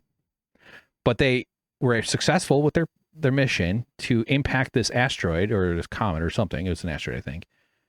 And they're able to measure then how much they redirected it. And it wasn't a lot, but even a small impact made a measurable and noticeable difference in how much it changed its orbit. In other words, it moved it. And if we can detect asteroids, because we do worry about asteroids, that is a legitimate thing. If you've seen Don't Look Up, hot people like David Sirota and Leonardo DiCaprio will be murdered from an asteroid, screaming at everybody that it's going to get bad. The dinosaurs, I'm sure you're all familiar. That's a real risk. A big one, like sometimes these things happen. There was a huge one in Siberia, Russia, that in the 1800s, luckily it was like a forested area, but if something like that hit a city, it's a bad day for that city. These things are scary things, but we have such good astronomy and telescopes. We have the capability, and we're building better ones and more. So monitoring the skies for rocks that might hit the Earth is really good to do. We should do that. It's low probability, but we can spot things ahead of time, and we can hit them with something and redirect it and do it to enough of a degree that over several orbits, because usually it's like that we see it and it rotates around the sun usually, is before it intersects with Earth's orbit. It's complex, but it's possible that it's not as much of a threat as we think if we have the funding to sustain good astronomy and missions that are ready to go to redirect an asteroid. That's like a thing that we should be talking about on a planet where we're actually being responsible with our power as a human collective, as this ridiculously absurd but also amazing species. The three things that are actually worrying is climate change, runaway capitalism. That's absolutely urgent. That's going to force all sorts of major disruptions. It's very dystopian. In fact, we're going to look at some Naomi Klein here in this 45-hour podcast. Number 2, nukes. Humans warring with each other. Irresponsible use of science and technology. That could cause extinction. A full-scale nuclear exchange probably would kill everybody. There might be slivers of survivors here and there, but that's a big one. That's actually a very huge risk, and that's terrifying. We should be scared. And what a nightmare that we live in a planet where people like Elon Musk are in charge. Populations are manipulated by losers like this Jesse Watters guy. And people like Donald Trump get in power. People like Joe Biden get in power. Just fucking psychos. Really dangerous. Among the reasons the collective has to assert some responsibility over the planet. But the real one, and I've heard astronomers talk about this, is supervolcanoes. A volcano eruption can change global temperatures just by seeding the sky with debris, with ash and other stuff. And that can cause major disruptions to climate patterns. But even a big volcano explosion, there was a huge one, I think I covered it on this channel, outside New Zealand like 4 years ago, and it was a surprise. It was underwater, so it was this enormous, it was filmed from space. Super interesting, amazing moment. And that wasn't anything close to what a proper supervolcano is. Yellowstone here in America is, I think, one of the main candidates for a dormant old supervolcano. But the Earth has tremendous heat and power inside it. It's still a molten ball in the middle, unlike Mars. Mars is understood, although maybe there's some new science on this, but I'm pretty sure Mars is basically too small, or like because it's much smaller than Earth, it's sort of intuitive here, is like a bigger body is going to take longer to cool down than a smaller body. Mars is basically dead inside. It has one of the it has the largest volcano on in the solar system, Mount Olympus Mons, and it's this amazing geographic feature. Do you say geography, or is that Earth centered? Anyway, it's this huge thing. It's got this enormous plateau volcano and these huge cliffs. It's like miles tall. It's amazing. So they had some huge blister pop on Mars. I wonder if that was like the final, like where most of its internal heat escaped and it kind of cooled off internally. I think there's still some heat in the core. It's got to be, I imagine. But anyway, Earth is a very busy volcanic system still. And it's possible that a supervolcano would go off, which is like an enormous eruption. And then it could be lights out for Earth, for humanity at least, for like millions of years before the planet recovers, because that's what could trigger massive destabilization. So that's actually something we could be concerned of. We need to study. Like John fucking McCain, I remember being like cynical about monitoring volcanoes. They just want to monitor volcanoes. And it's like remarking on government waste and spending. Fucking stupid. Like, why wouldn't we? So like the volcano thing is huge. And maybe there's technological interventions. Maybe there's, venting it, or I don't know what the fuck, but like it's a thing.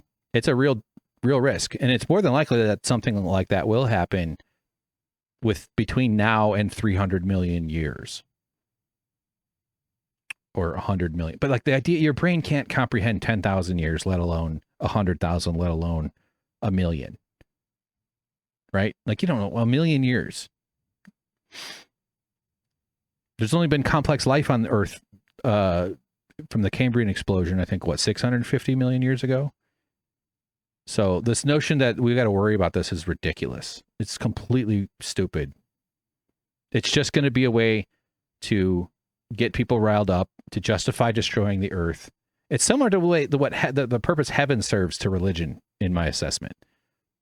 I think Earth is heaven. Earth is the heaven. Earth is what we got. Earth is all you got. Earth is everything. Earth is it. It's an absolutely glorious place. And it's a horror show too, by the way, but it's so beautiful, this planet, from a cosmic perspective. And you can justify destroying it by promising that you can get this experience. I think the community connection of humanity, which is why it hurts to be alone and it hurts to be isolated, and why altruism feels good, is we evolved on what would be thought of as something like heaven. Plus, they got to see really cool, scary animals. They looked after each other, and and so and they converted this place into hell, basically. Not to make it all about religion or something, but I'm just saying, like, by promising Mars as an alternative to Earth, we can fuck up Earth.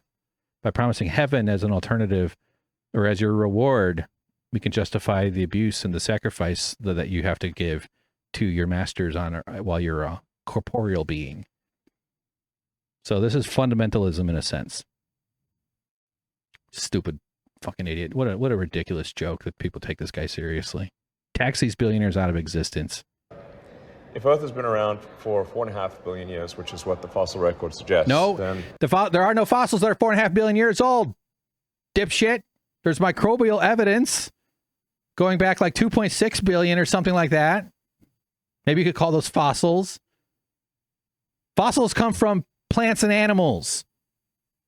There was various epochs of Earth's origins where it couldn't sustain or had any life on it at all.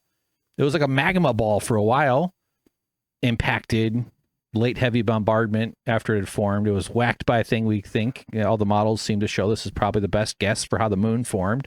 Something called Theia was what we've named it. It was basically a Mars-sized object.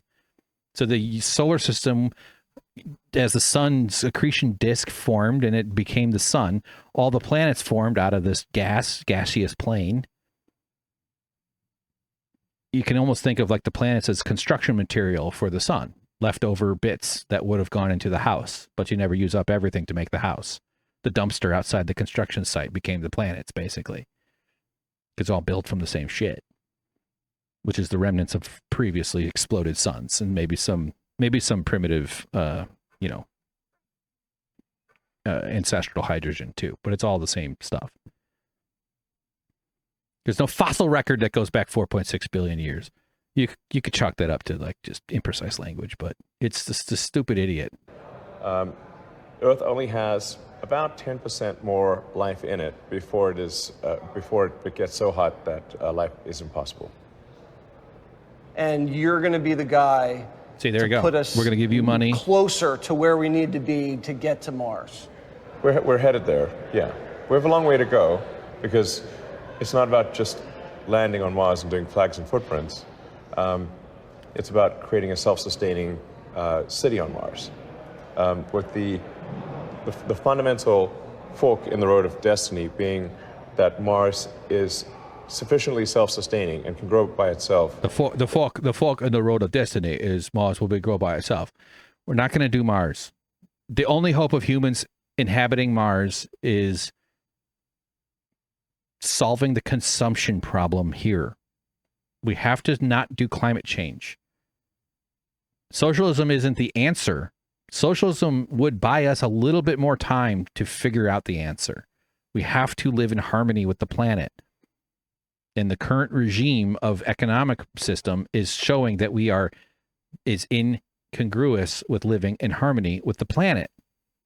Because I don't want to argue that socialism would absolutely figure that out. I'm saying that you give people more say over their lives, which is all that socialism really means. You increase the democracy dial, more agency, workplace democracy, unions, sectoral bargaining, worker co-ops, ownership, collective ownership, collective management of resources. That gives us more time because we'll be wiser. The group will be wiser. We'll still make stupid fucking decisions considering the information system of our current democracy. But if we cared for each other, we built the world for dignity, human beings were able to function within the potential of their authenticity as groups, as collective animals, which is what we are now. We're not functioning that way, but we're still deeply collective. Whether you think you're an individual or not, you're fucking not. Individualism is weakness. That's why they prefer it, because it keeps you weak. It prevents you from having the leverage you need to improve your life. So I'm not like a lot of lefties might just be like, the answer is social. The answer to capitalism is more power to people. That would be socialism of something along that vector. Absolutely. I'll defend that. I'll fight for that. That's what I'm doing with my project. That's what this podcast is about. But the consumption thing has to be solved. The way we live has to change. That's the main thing. Well, the course we're on, which is runaway sociopathic capitalism, it's absolutely going to ruin everything. I mean, we're doing accelerationism here. That's the plan. I mean, it's not. I mean, that's just what's happening. If the resupply ships from Earth stop coming for any reason, whether that is because civilization died with a bang or a whimper, but if the resupply ships are necessary for Mars to survive, then we have not created life insurance. We've not created life insurance for life collectively. So that's the key point in the future. So he's acknowledging that living on Mars would require a tether to Earth, not a physical one, but a shipping system, a route. Getting to Mars is difficult. There's different ways of, it's orbital stuff. There's windows to reach it. It's a very fraught. Reproducing in space is another one of those ethical things. Will a baby grown in a womb in space develop? How do you test that? Growing a human infant, a human baby inside a womb in 0G? How are you supposed to test that ethically? The microbe differentiation, cutting off. So we all live in this nutrient cocoon of microbes that are very much part of our being that we need. Where destiny of life as we know it will forever be affected is when Mars becomes self-sustaining. People like that asshole are going to drag us into fucking hell, okay? So let's not follow those stupid pieces of shit. Let's just jump over here. One of my favorite astronomy channels is, I'll just show you the beginning. It's this guy, Fraser Kane. It's a question here about, the question is, what level of trust do you have in SpaceX getting us to Mars? I really like this dude. If I was a person of means, I'd have no money. I would definitely be supporting his Patreon.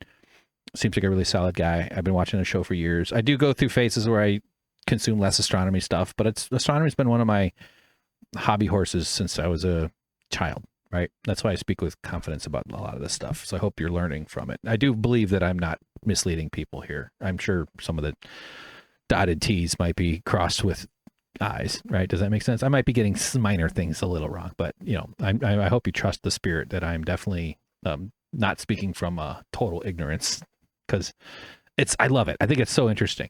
But he answers this question. It's a bit long, and I hope it's not copyright matched or something. But I'm that's why I'm trying to promote the guy's channel. So everybody go support this channel if you're interested. Good stuff, and you don't have to be like a super egghead about it. He's very accessible sort of stuff.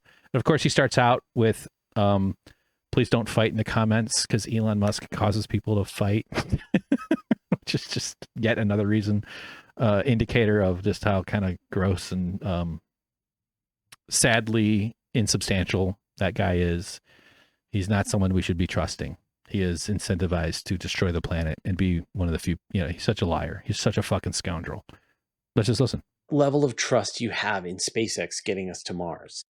So I'm just going to start this We'll go faster a little bit, and I'll slow it down. A plea 1.5 for people to settle down on wherever you stand on this. I'm going to attempt to discuss what I think is a fairly nuanced view of this in a time which is very politically divisive. So that's my disclaimer out of the way. Don't fight. So, obviously I've been watching SpaceX for my entire journalism career, from when SpaceX was founded, to their first test flights, to the first tests of the Falcon 9, to the first time that they were able to successfully land a booster, to the announcement that they were going to do the Dragon, the Cargo Dragon, the Crew Dragon, the announcement of the Falcon Heavy took 10 years, the final launch of the Falcon Heavy. And then the announcement in feels like it was 20. It's 1.5x, right? By the way, I know I said that, but I speak at 1.5x. So 16 of Starship, and then of course watching all of the various tests of Starship. So I've been there this entire time watching and reporting on all of this stuff. And the larger perspective that I have is that space is really difficult, and that the timelines for this kind of thing take a lot longer than anyone ever expects. And so we always used to joke that you would have like Elon time. And so he would say something was going to happen, and you just like double and add 3 years or whatever was the number you wanted. But yet you can watch like a Falcon Heavy take off, and then the two side boosters land side by side. Okay, so he talked about like SpaceX technologies and reusable rockets and stuff like that, and kind of the costs that go into it, and the technology about sending robots to Mars, getting to Mars. I've said that already. We can get there, not a problem. But now he gets at humans to Mars. That's clearly what the person is asking. Here we go. Question that you're asking is, what trust do I have in SpaceX 1X. sending human beings to Mars on a regular basis? And that's a different question, right? That is a vastly more complicated thing. I've talked about many times that we don't know what just being on Mars does to the human body for long periods of time, that it doesn't make sense for people to live long-term on Mars. They need to be able to come home. And so you need to be able to have starships go to Mars, land on the surface, people to be able to get out safely, Starship to be able to be refilled with fuel for them to be able to get back on a starship, maybe not the same starship, and come home. And there's a gigantic stack of technologies, of tests, of things that need to be done for that to be accomplished. That the Super Heavy booster needs to be able to launch, the Starship needs to be able to detach, needs to be able to go to orbit, needs to be able to refuel, and it needs to be safe. And then these people to carry people, and it's got to have facilities on board this starship for months to be able to make the journey to Mars. It's got to be able to enter the atmosphere on Mars. It's got to be able to decelerate. It's got to be able to land safely. It's got to be able to refuel. It's got to be able to take off. It's got to be able to come home. Like, there's a lot of steps to do that. And each one of those steps is going to take a lot longer than anyone thinks is going to happen. And so,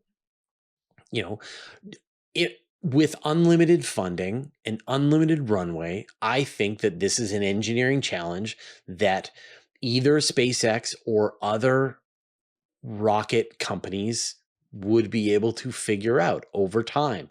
How do you get people to Mars, land them on the surface, and then return them safely home to Earth? But I don't think it's going to be easy. And I think that there is this expectation there's just going to be this steady stream of starships blasting off and going to Mars and settling down and building this city. And I don't think it's going to be that. I think that Mars sucks, and that there's really a fairly small limit of people who are going to want to live on Mars. It won't be self-sufficient for hundreds of years. So it's going to be this gigantic cost that Earth is going to hundreds of years if we tried. with all that testing that has to happen, which means a lot of failures along the way. Have to bear. And I don't think there's going to be a lot of appetite for that after a while. You're like, oh, we're going to spend another $500 billion this year on keeping the Mars colony alive. Maybe that's too much money to spend. What if we cut that budget? Right? So I think that it's going to be a lot more complicated than anybody thinks. And I think that we don't want the outcome as much as we think we do. And those two things are going to conspire together to make it eventually just stop happening. That there will be missions to Mars, there will be humans going to Mars, maybe one day we'll have a research station on Mars, but that is a vastly simpler thing than trying to create a self-sustaining colony on Mars that could last for a long time. So it's not about trust in SpaceX for me. I am unconvinced that that's even a goal that humanity will have the stomach to pursue and to pay the price that it's going to cost in terms of human lives, in terms of the billions of dollars it's going to take to make it happen. And that I think that eventually the technology will be used on the ways that make the most sense, the ones that make the money, the ones that we have the need for, launching new space telescopes, launching communication satellite networks, sending missions to the moon, who knows? But, it's like we could build a colony on Mars, but we probably won't want to. It's time to boom. Go to the channel, guys. That's a great one. Universe Today, Fraser Kane. Really good stuff. He does a good job. He answers questions from people, and you can tell his audience is like good, curious laymen, which is what I hope you are. So that's excellent. I don't know how much. Oh yeah. Okay. So I think I'm going to call an audible, and we're going to do 2 podcasts today because I'm already coming up on 3 hours. So just to wrap up this story, going to talk a little bit about how much I hate billionaires and the wealthy. I've already kind of covered that. Obviously, you know what I'm going to say. So you can log off if you want, but then the next bit I'll get into the rest I have. I'm about halfway through my tabs. So it's just so stupid. I knew this was going to take. So in terms of something expanding that's going to cause Earthlings to face risks on top of all the other ways that we expose ourselves to harms that we could prevent as the society is constructed, it's the wealthy. Here's a map or a chart of Wall Street Journal. America's 19 richest households saw a $1 trillion increase in wealth last year, a rise that exceeds the size of Switzerland's entire economy. 19 households, 19 vampire families gained the size of Switzerland entire economy. You can see this sharp spike on this chart. This chart goes back to 1920, and we see a downward trend of wealth. Wealth of the top 0.00001% in the U.S. as a share of the total U.S. household wealth. The best we could hope for in our society, where we are all trapped, is that this line goes down.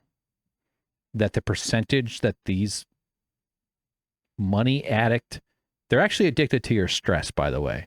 Stress is how they titrate leverage. Leverage is how they compel obedience. Obedience is how they get you to work and to consume. They're addicted to your stress. Okay? Don't ever forget that. Tell them I said so. But we want to see this line go downwards. Look right here, right after 1980. The Powell memo comes out somewhere, in the early 70s that was. The progressive era of the 40s was an incredibly threatening time for the capitalist class, for the ruling class. World War II certainly shook up the world quite a bit in terms of the economics that followed from it globally. The tax rates in the 50s were over 90% at the top marginal bracket. And the wealth of these ghouls, the 0.0000001% of the U.S. household was going down up until 1980. Then it just started climbing up. Policy changes in the 80s. Stock buybacks became legal again. All sorts of deregulation. Oh, Ronald Reagan, this Alzheimer's addled former Hollywood movie actor, another fucking pitchman, a salesman, had this look of him, captured America's need for the stagnation that they had been experiencing in the 70s. And it's, that root code of the deep core race supremacy that was, always in the DNA of American culture, and the income share of the wealthy. Not only does it becomes far more chaotic, up and down, some spikes. It took a big drop here around 2000, 1999. I think we can just presume that this spike itself was the dot-com bubble of the late 90s. And then because the overall trend is just an exponential curve straight up from 1981 or 2 onwards. 1.81% growth rate in 2021 of this amount. And this is the expansion that's going to kill us. That's going to keep us from being a multiplanetary species. This is going to prevent us from being a single planetary species. Elon, dumbass. Okay? So that's what we have to get rid of. We have to assert control. The workers of the planet need to take over as a matter of planetary defense. Here's the Wall Street Journal article. I don't have a subscription, so we're not going to read it. $1 trillion of wealth was created for the 19 richest U.S. households last year. The richest of the rich in America control record slice with all the poverty, the homelessness, the struggles people have, the stress people have. Eggs are a luxury good. You have to ask your egg lord if you can have an omelet. An omelet is like a luxury item now. I haven't had an egg in well over a year. I think I did have a little bit of egg in a breakfast burrito. But you like the amount of deprivation that we're all experiencing and the stress that we're experiencing is directly connected to exactly what we're looking at. Here's an article from, I got to the end there. I spoiled it. Al Jazeera, May 7th, 2025. 2/3 of global warming caused by the world's richest 10% study finds. Study authors argue progressive taxes on wealth and carbon-intensive investments could provide a solution. The wealthiest 10% of the world's people are responsible for 2/3 of the global warming since 1990, according to researchers. The way in which the rich consume and invest has substantially increased the risk of heat waves and droughts, wrote the researchers of a study published on Wednesday in the monthly peer-reviewed scientific journal Nature Climate Change. This is the first study to quantify the impact of concentrated private wealth on extreme climate events. We link the carbon footprints of the wealthiest individuals directly to real-world climate impacts, lead author Sarah Schoengart, a scientist at the Public University of ETH Zurich, told the AFP news agency. It is a shift from carbon accounting toward climate accountability. I had to switch over to my German. Compared with the global average, for example, the richest 1% contributed 26 times more to once-a-century heat waves and 17 times more to droughts in the Amazon, according to the study. This is what I mean when I was saying earlier that we're at an entropic limit. It's not infinite. We've reached the bubble. We've reached the wall of the bubble. It's a global system. Consumption over there, construction of billionaire habitats for the selfish. Just think of them as like building as a zoo for vampires. But they get to live in the best places. The way they fly around. Taylor Swift takes a fucking private jet from her bedroom to her kitchen to get a glass of water. The waste that goes into it. The apparatus that exists underneath them. The service. They all live on these cushions of service of scared, hangers on and professionals that follow them around, guards and lawyers and accountants and assistants and all that other shit. Emissions from the wealthiest 10% in China and the United States, which together account for nearly half of global carbon pollution, each led to a 2 to 3-fold rise in heat extremes. Quote, if everyone had emitted like the bottom 50% of the global population, the world would have seen minimal additional warming since 1990, co-author Carl Friedrich Schlussenzer said. Addressing this imbalance is crucial for fair and effective climate action. Burning fossil fuels and deforestation have heated Earth's average surface by 1.3 degrees Celsius, 2.3 degrees Fahrenheit, mostly during the past 30 years. That's a blip on the geographic timescale. Wealthy emitters play a major role in driving climate extremes. That is like a subhead. I guess I'll just read the whole thing because there's an ending that I want to get to. Schoengart and her colleagues combined economic data and climate simulations to trace emissions from different global income groups and assess their impact on specific types of climate-enhanced extreme weather. The researchers also emphasized the role of emissions embedded in financial investment rather than just lifestyle and personal consumption. This is really interesting. The impact of this consumption and investment is particularly severe in tropical regions such as the Amazon, Southeast Asia, and Southern Africa, all areas of the world that have historically contributed the least to global emissions, but have been disproportionately impacted by extreme weather. Someone else is paying the price for this luxury. Our study shows, this is quoted, our study shows that extreme climate impacts are not just the result of abstract global emissions. Instead, we can directly link them to our lifestyle and investment choices, which in turn are linked to wealth. Schoengart said, I've goofed up my tone on that one. Schoengart said, more from Schoengart. We found that wealthy emitters play a major role in driving climate extremes, which provides strong support for climate policies that target the reduction of their emissions. The authors argued that targeting the financial activities and investment portfolios of high-income individuals could lead to significant climate gains. Quote, climate action that doesn't address the outsized responsibilities of the wealthiest members of society risk missing one of the most powerful levers we have to reduce future harm. Schleusner said. This concept of responsibility from wealthy, this is me, Hank, talking now. That's one of those things that's always on my head here, at least the last few months, about like what ownership grants the wealthy is everything except responsibility, everything but it. They don't have any responsibility to the society that they live in. It's so fucked, man. Owners of capital, he noted, could be held accountable for climate impacts through progressive taxes on wealth and carbon-intensive investments, thus providing much-needed support for adaptation and damage in vulnerable countries. I mean, it is baked in. We do have to deal with it. Okay, we're near the end. Earlier research has shown that taxing asset-related emissions is more equitable than broad carbon taxes, which tend to burden those with lower incomes. Recent initiatives to increase taxes on the super rich and multinationals have mostly stalled, especially since U.S. President Donald Trump's return to power in January, of course. Not that Biden was heading down that road much either. So I think Sanders had proposed a wealth tax, and then also Elizabeth Warren did as well. His was more aggressive than hers, but nothing would change about their lives if they had to pay taxes and were reduced in wealth. Nothing. They would have less access to your stress. That's about it. You know, we still have to go further, but in 2021, nearly 140 countries agreed to work towards a global corporate tax for multinational companies, with nearly half endorsing a minimum rate of 15%, but those talks have stalled as well.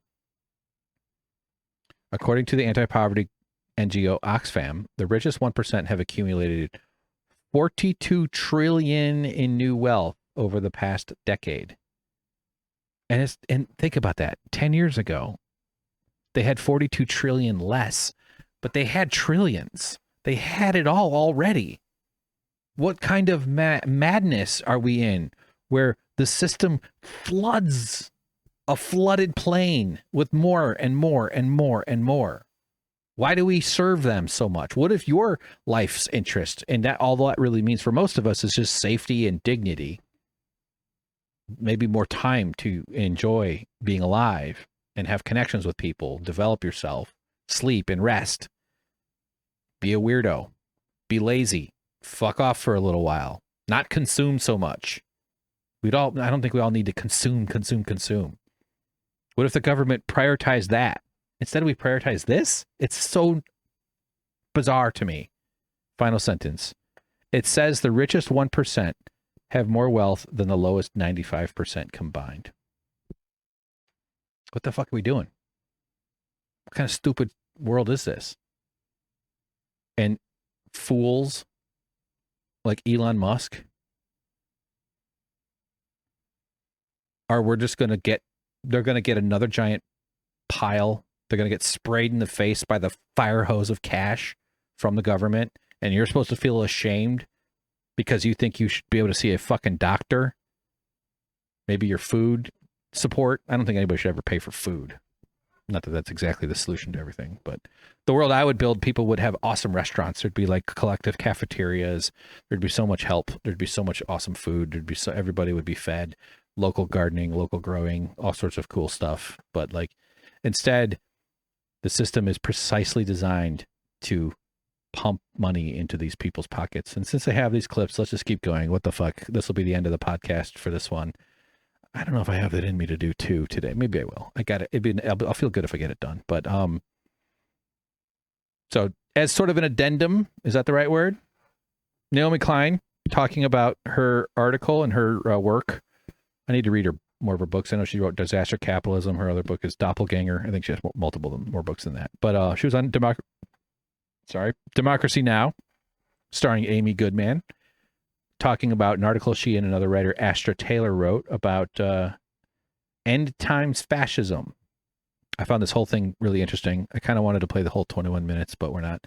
So here she is, and she's answering a question about end times fascism. Fascism always is an attempt by the right to resolve a crisis of its own era, right? So in the 1930s, they were attempting to resolve, in Germany, the humiliations of the First World War, the impacts of the Great Depression, and to propose a unity in the face of that, for the in-group. But our moment is different, and one of the things that makes it different, if you think about fascism in the 1930s, this is before the atomic bomb. It's before they understood climate change. And we are in a moment where our elites, whether they admit it or not, do understand that our economic model, and I've written books about this and talked about it with you in the past, is at war with life on Earth, right?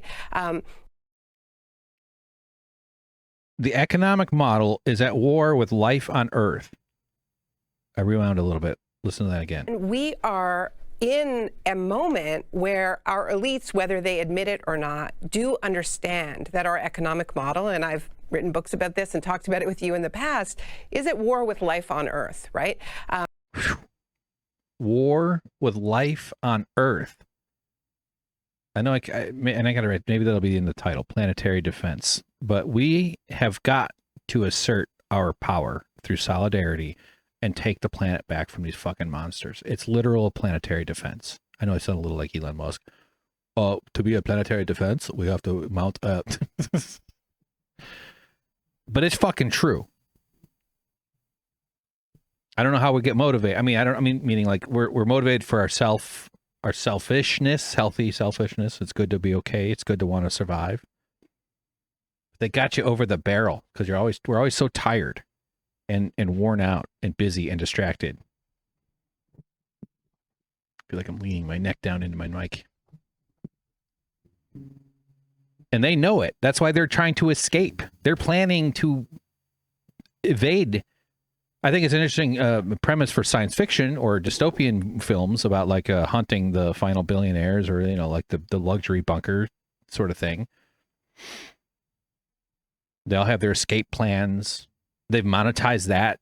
Get your bug out bag, have your bucket of apocalypse food ready, have a plan to escape when it all goes to hell. It's a marketing opportunity. Right? So we're sold it. Capitalism has consumed that. It's co-opted that. But it's real. And this is what's different about any other era of the past, any other oppressive or overwhelming or dominant kind of civilizational thing. Is the amount of impact we have on the entire ecosystem. I get really bothered when people go, well, the Earth will be fine. We're not going to hurt the Earth, just a big planet. It's like, yeah, no fucking shit. We're talking about human habitability, though. We're talking about stable environment, stable atmosphere. And it's the fact that, it's like, I don't know if this fixes it. I don't doubt it would, but just, it shouldn't be legal to fly an airplane and you get to put on a parachute. You're the pilot, and you get to put on a parachute and jump out the door. That's what's happening on this planet. The people in charge are planning escaping the crash that they're causing. Why is it legal to build luxury survival bunkers? Why is there no limitation on that behavior? Oh, freedom. Fuck that. All the laws we live with are limitations on your freedom. The rest of us are constrained. Just maybe we'll end up in one of those non-cannibal cults in the apocalypse. Right? It's just crazy. Now we introduced AI and technology and all this other stuff. Let's just let her go a little bit more. Cook. Naomi, cook. And they are barreling down this road of more and more extraction of fossil fuels, of all kinds of, basically anything they can extract from this earth and turn into energy and money, particularly now with AI, which is a energy and resource hog, water, LNG, critical minerals, all of it. So we're trying to understand how... I think she meant to say Ellen DeGeneres. I think she just mispronounced it. This is informing the kind of fascism that we're seeing. And also, we're trying to understand what unites this kind of strange Frankenstein coalition that Trump represents, where he's bringing together these, the richest people in the world who have ever existed with many working class people. So what binds the vision, right? And what we come up with in this piece, or what we propose in this piece, is that they all have given up on this world. Like they all have bought into a kind of apocalyptic fever, right? Whether it's Elon Musk and Jeff Bezos and their investments in outer space and sort of writing off this planet, whether AI, which is willing to sacrifice this animate world in order to build an artificial world, or whether it's the more populist MAGA vision of the fortress nation state, right, which is thinking, okay, we know more and more people are going to be coming. We know that disaster is on the horizon. I've listened to a lot of Steve Bannon for when I was writing Doppelganger, and it's all very survivalist, right? It's all of the commercials pretty much are selling gold because the economy is going to collapse, ready to eat meals for 90 days because you never know what's going to happen. So it sees the nation and the in-group as being inside the bunker, and then it's exiling the out-group to all of these lawless territories that you've been covering on the show. So yeah, that's so interesting. This is a really good video. You should go check it out. And Naomi does a good job with all her works. So jealous. I would love to write a book. I bet she and Amy Goodman went and had sushi with the boys afterwards. Yeah, so there's one more clip from this, but she makes the point that it's not this cohesive thing. There's various versions of this end times fascism that we're seeing. And just the thought I had is, like, I use the phrase, and you've probably heard me say this if you're one of my listeners here, but fortress brain, like this fortress brain mentality of arm yourself, safety. The source of safety is violence and the threat of violence. That's the American conception of safety. We're not going to talk people out of giving up their guns until we offer an alternative model for feeling safe in their community and their society. And we're a deeply colonial, racist supremacy, ethno-state origination. We're so rooted against like all the foundational root code, and another one of my common phrases, is very much against, or in other words, pro fortress brain, against ideas of collective safety and collective cooperation. Even though when those things are introduced, like Social Security, Medicaid, Medicare, people fucking love that shit. So people do actually want that. That's what's in congruity with the peaceful instincts of humans, and instead we're encouraged to foment the worst parts of our nature, and we're seeing so much of that with the world we're in right now. But a little bit more from Naomi. Naomi, call me, we'll write a book together. Okay, I know the F word. What if I was her co-author and all I did was just add like 40 F words scattered throughout like a 200-page book? I don't know why is that funny. I think Amy Goodman gets into a question, but we might be starting with Naomi. Go Gadget Naomi. Does unite them, this whole fortress mentality is this hatred of immigrants. You have President Trump just saying he doesn't even know, he's not a lawyer, so he doesn't know if he has to uphold the Constitution, he said. Right. I mean, this is what I'm trying to get at about the awareness that we are in an age of consequences, that when you don't act in the face of the climate crisis for decades after when scientists have been warning you, that more and more of the world becomes uninhabitable, and lo and behold, people move to try to find safety in the face of wars, in the face of economic deprivation, and in the face of ecological disasters. And so that fortressing of the nation state, and this is what I think Israel's come to represent, just as a very small nation that is extremely fortressed, right? Whether it's with the high-tech walls, the Iron Dome. Trump says now, I want not an Iron Dome, but a golden dome, right? That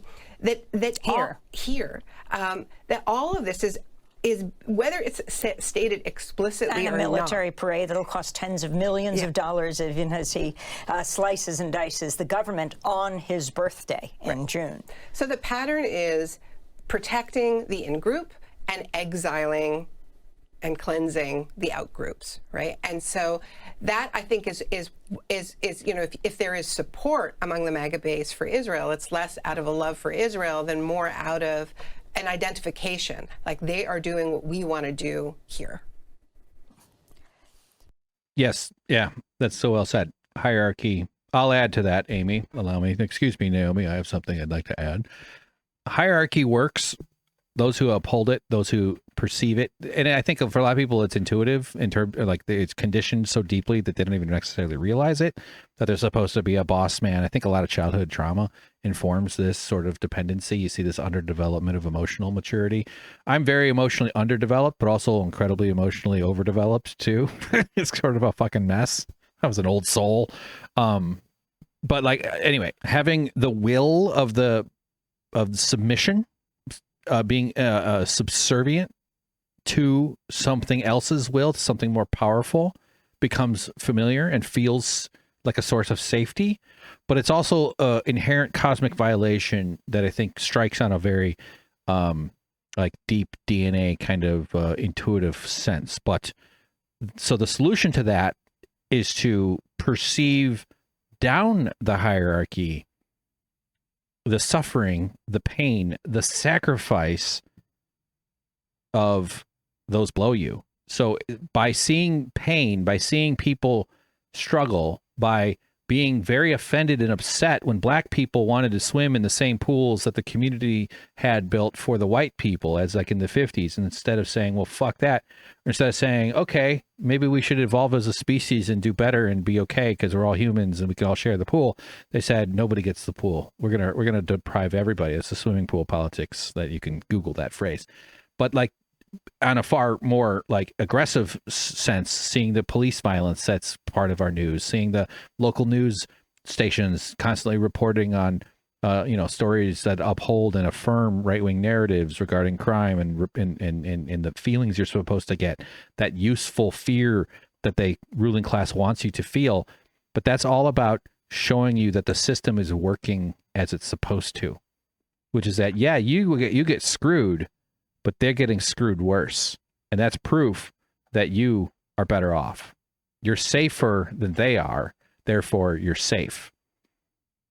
Proximity to whiteness, proximity to the holiness at the very top. And then it becomes culturally imbued with all these complex conditioned things, especially through, I think, our parent. I think we underestimate now. I mean, obviously I know that's obvious, but like the fears of our fathers, the fears of our mothers, like the ways that our childhoods are informed by those sorts of things. If you're not all that self-reflective or self-aware or independently thinking, as I am, I think, in a lot of ways. I sniffed out, I mean, my whole life has just been like, oh, that's fucking bullshit.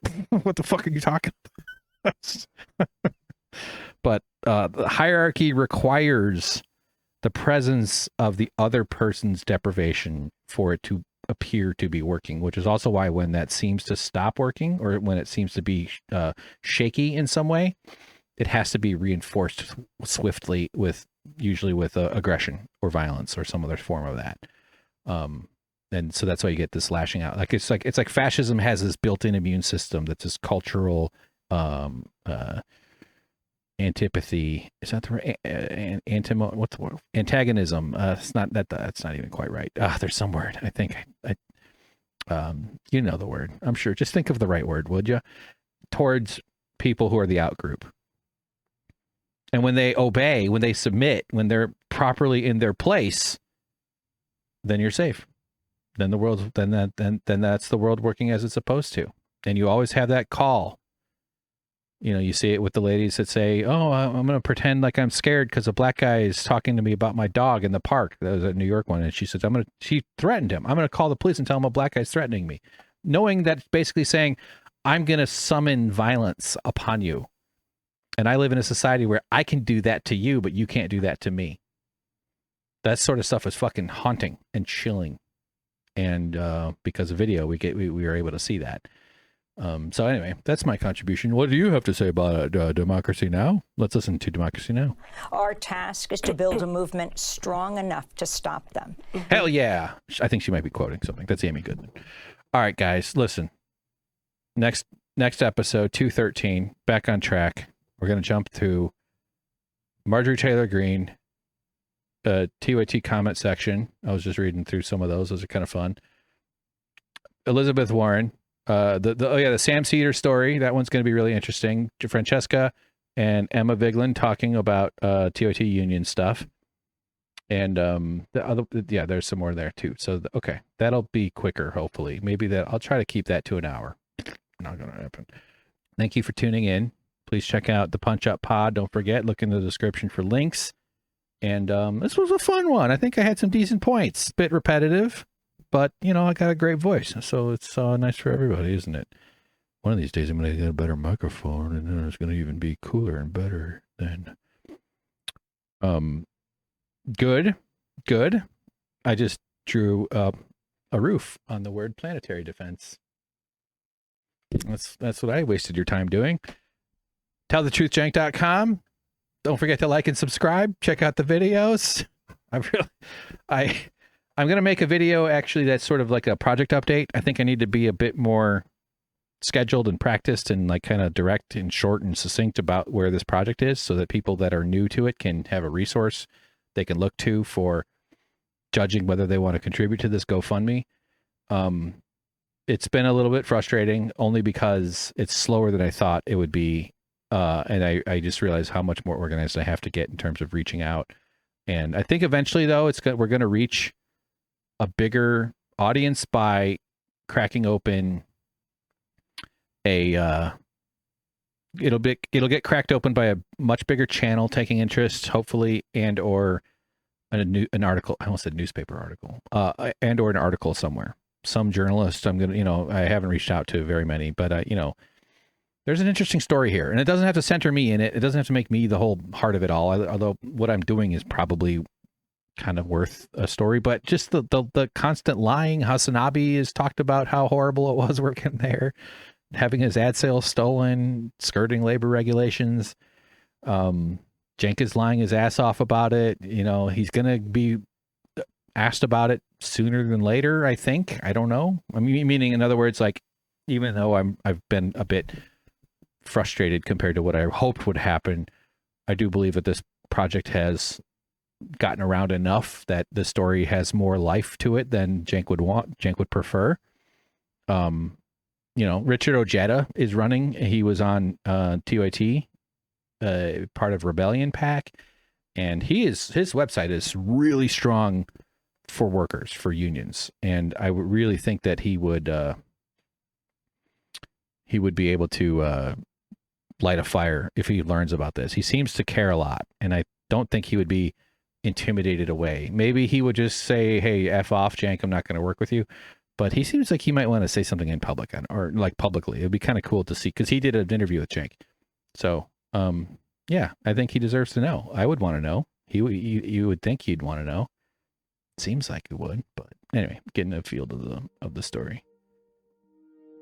So, hope you're okay. Tune into the next one. Gonna change my hat, so look for a different colored hat.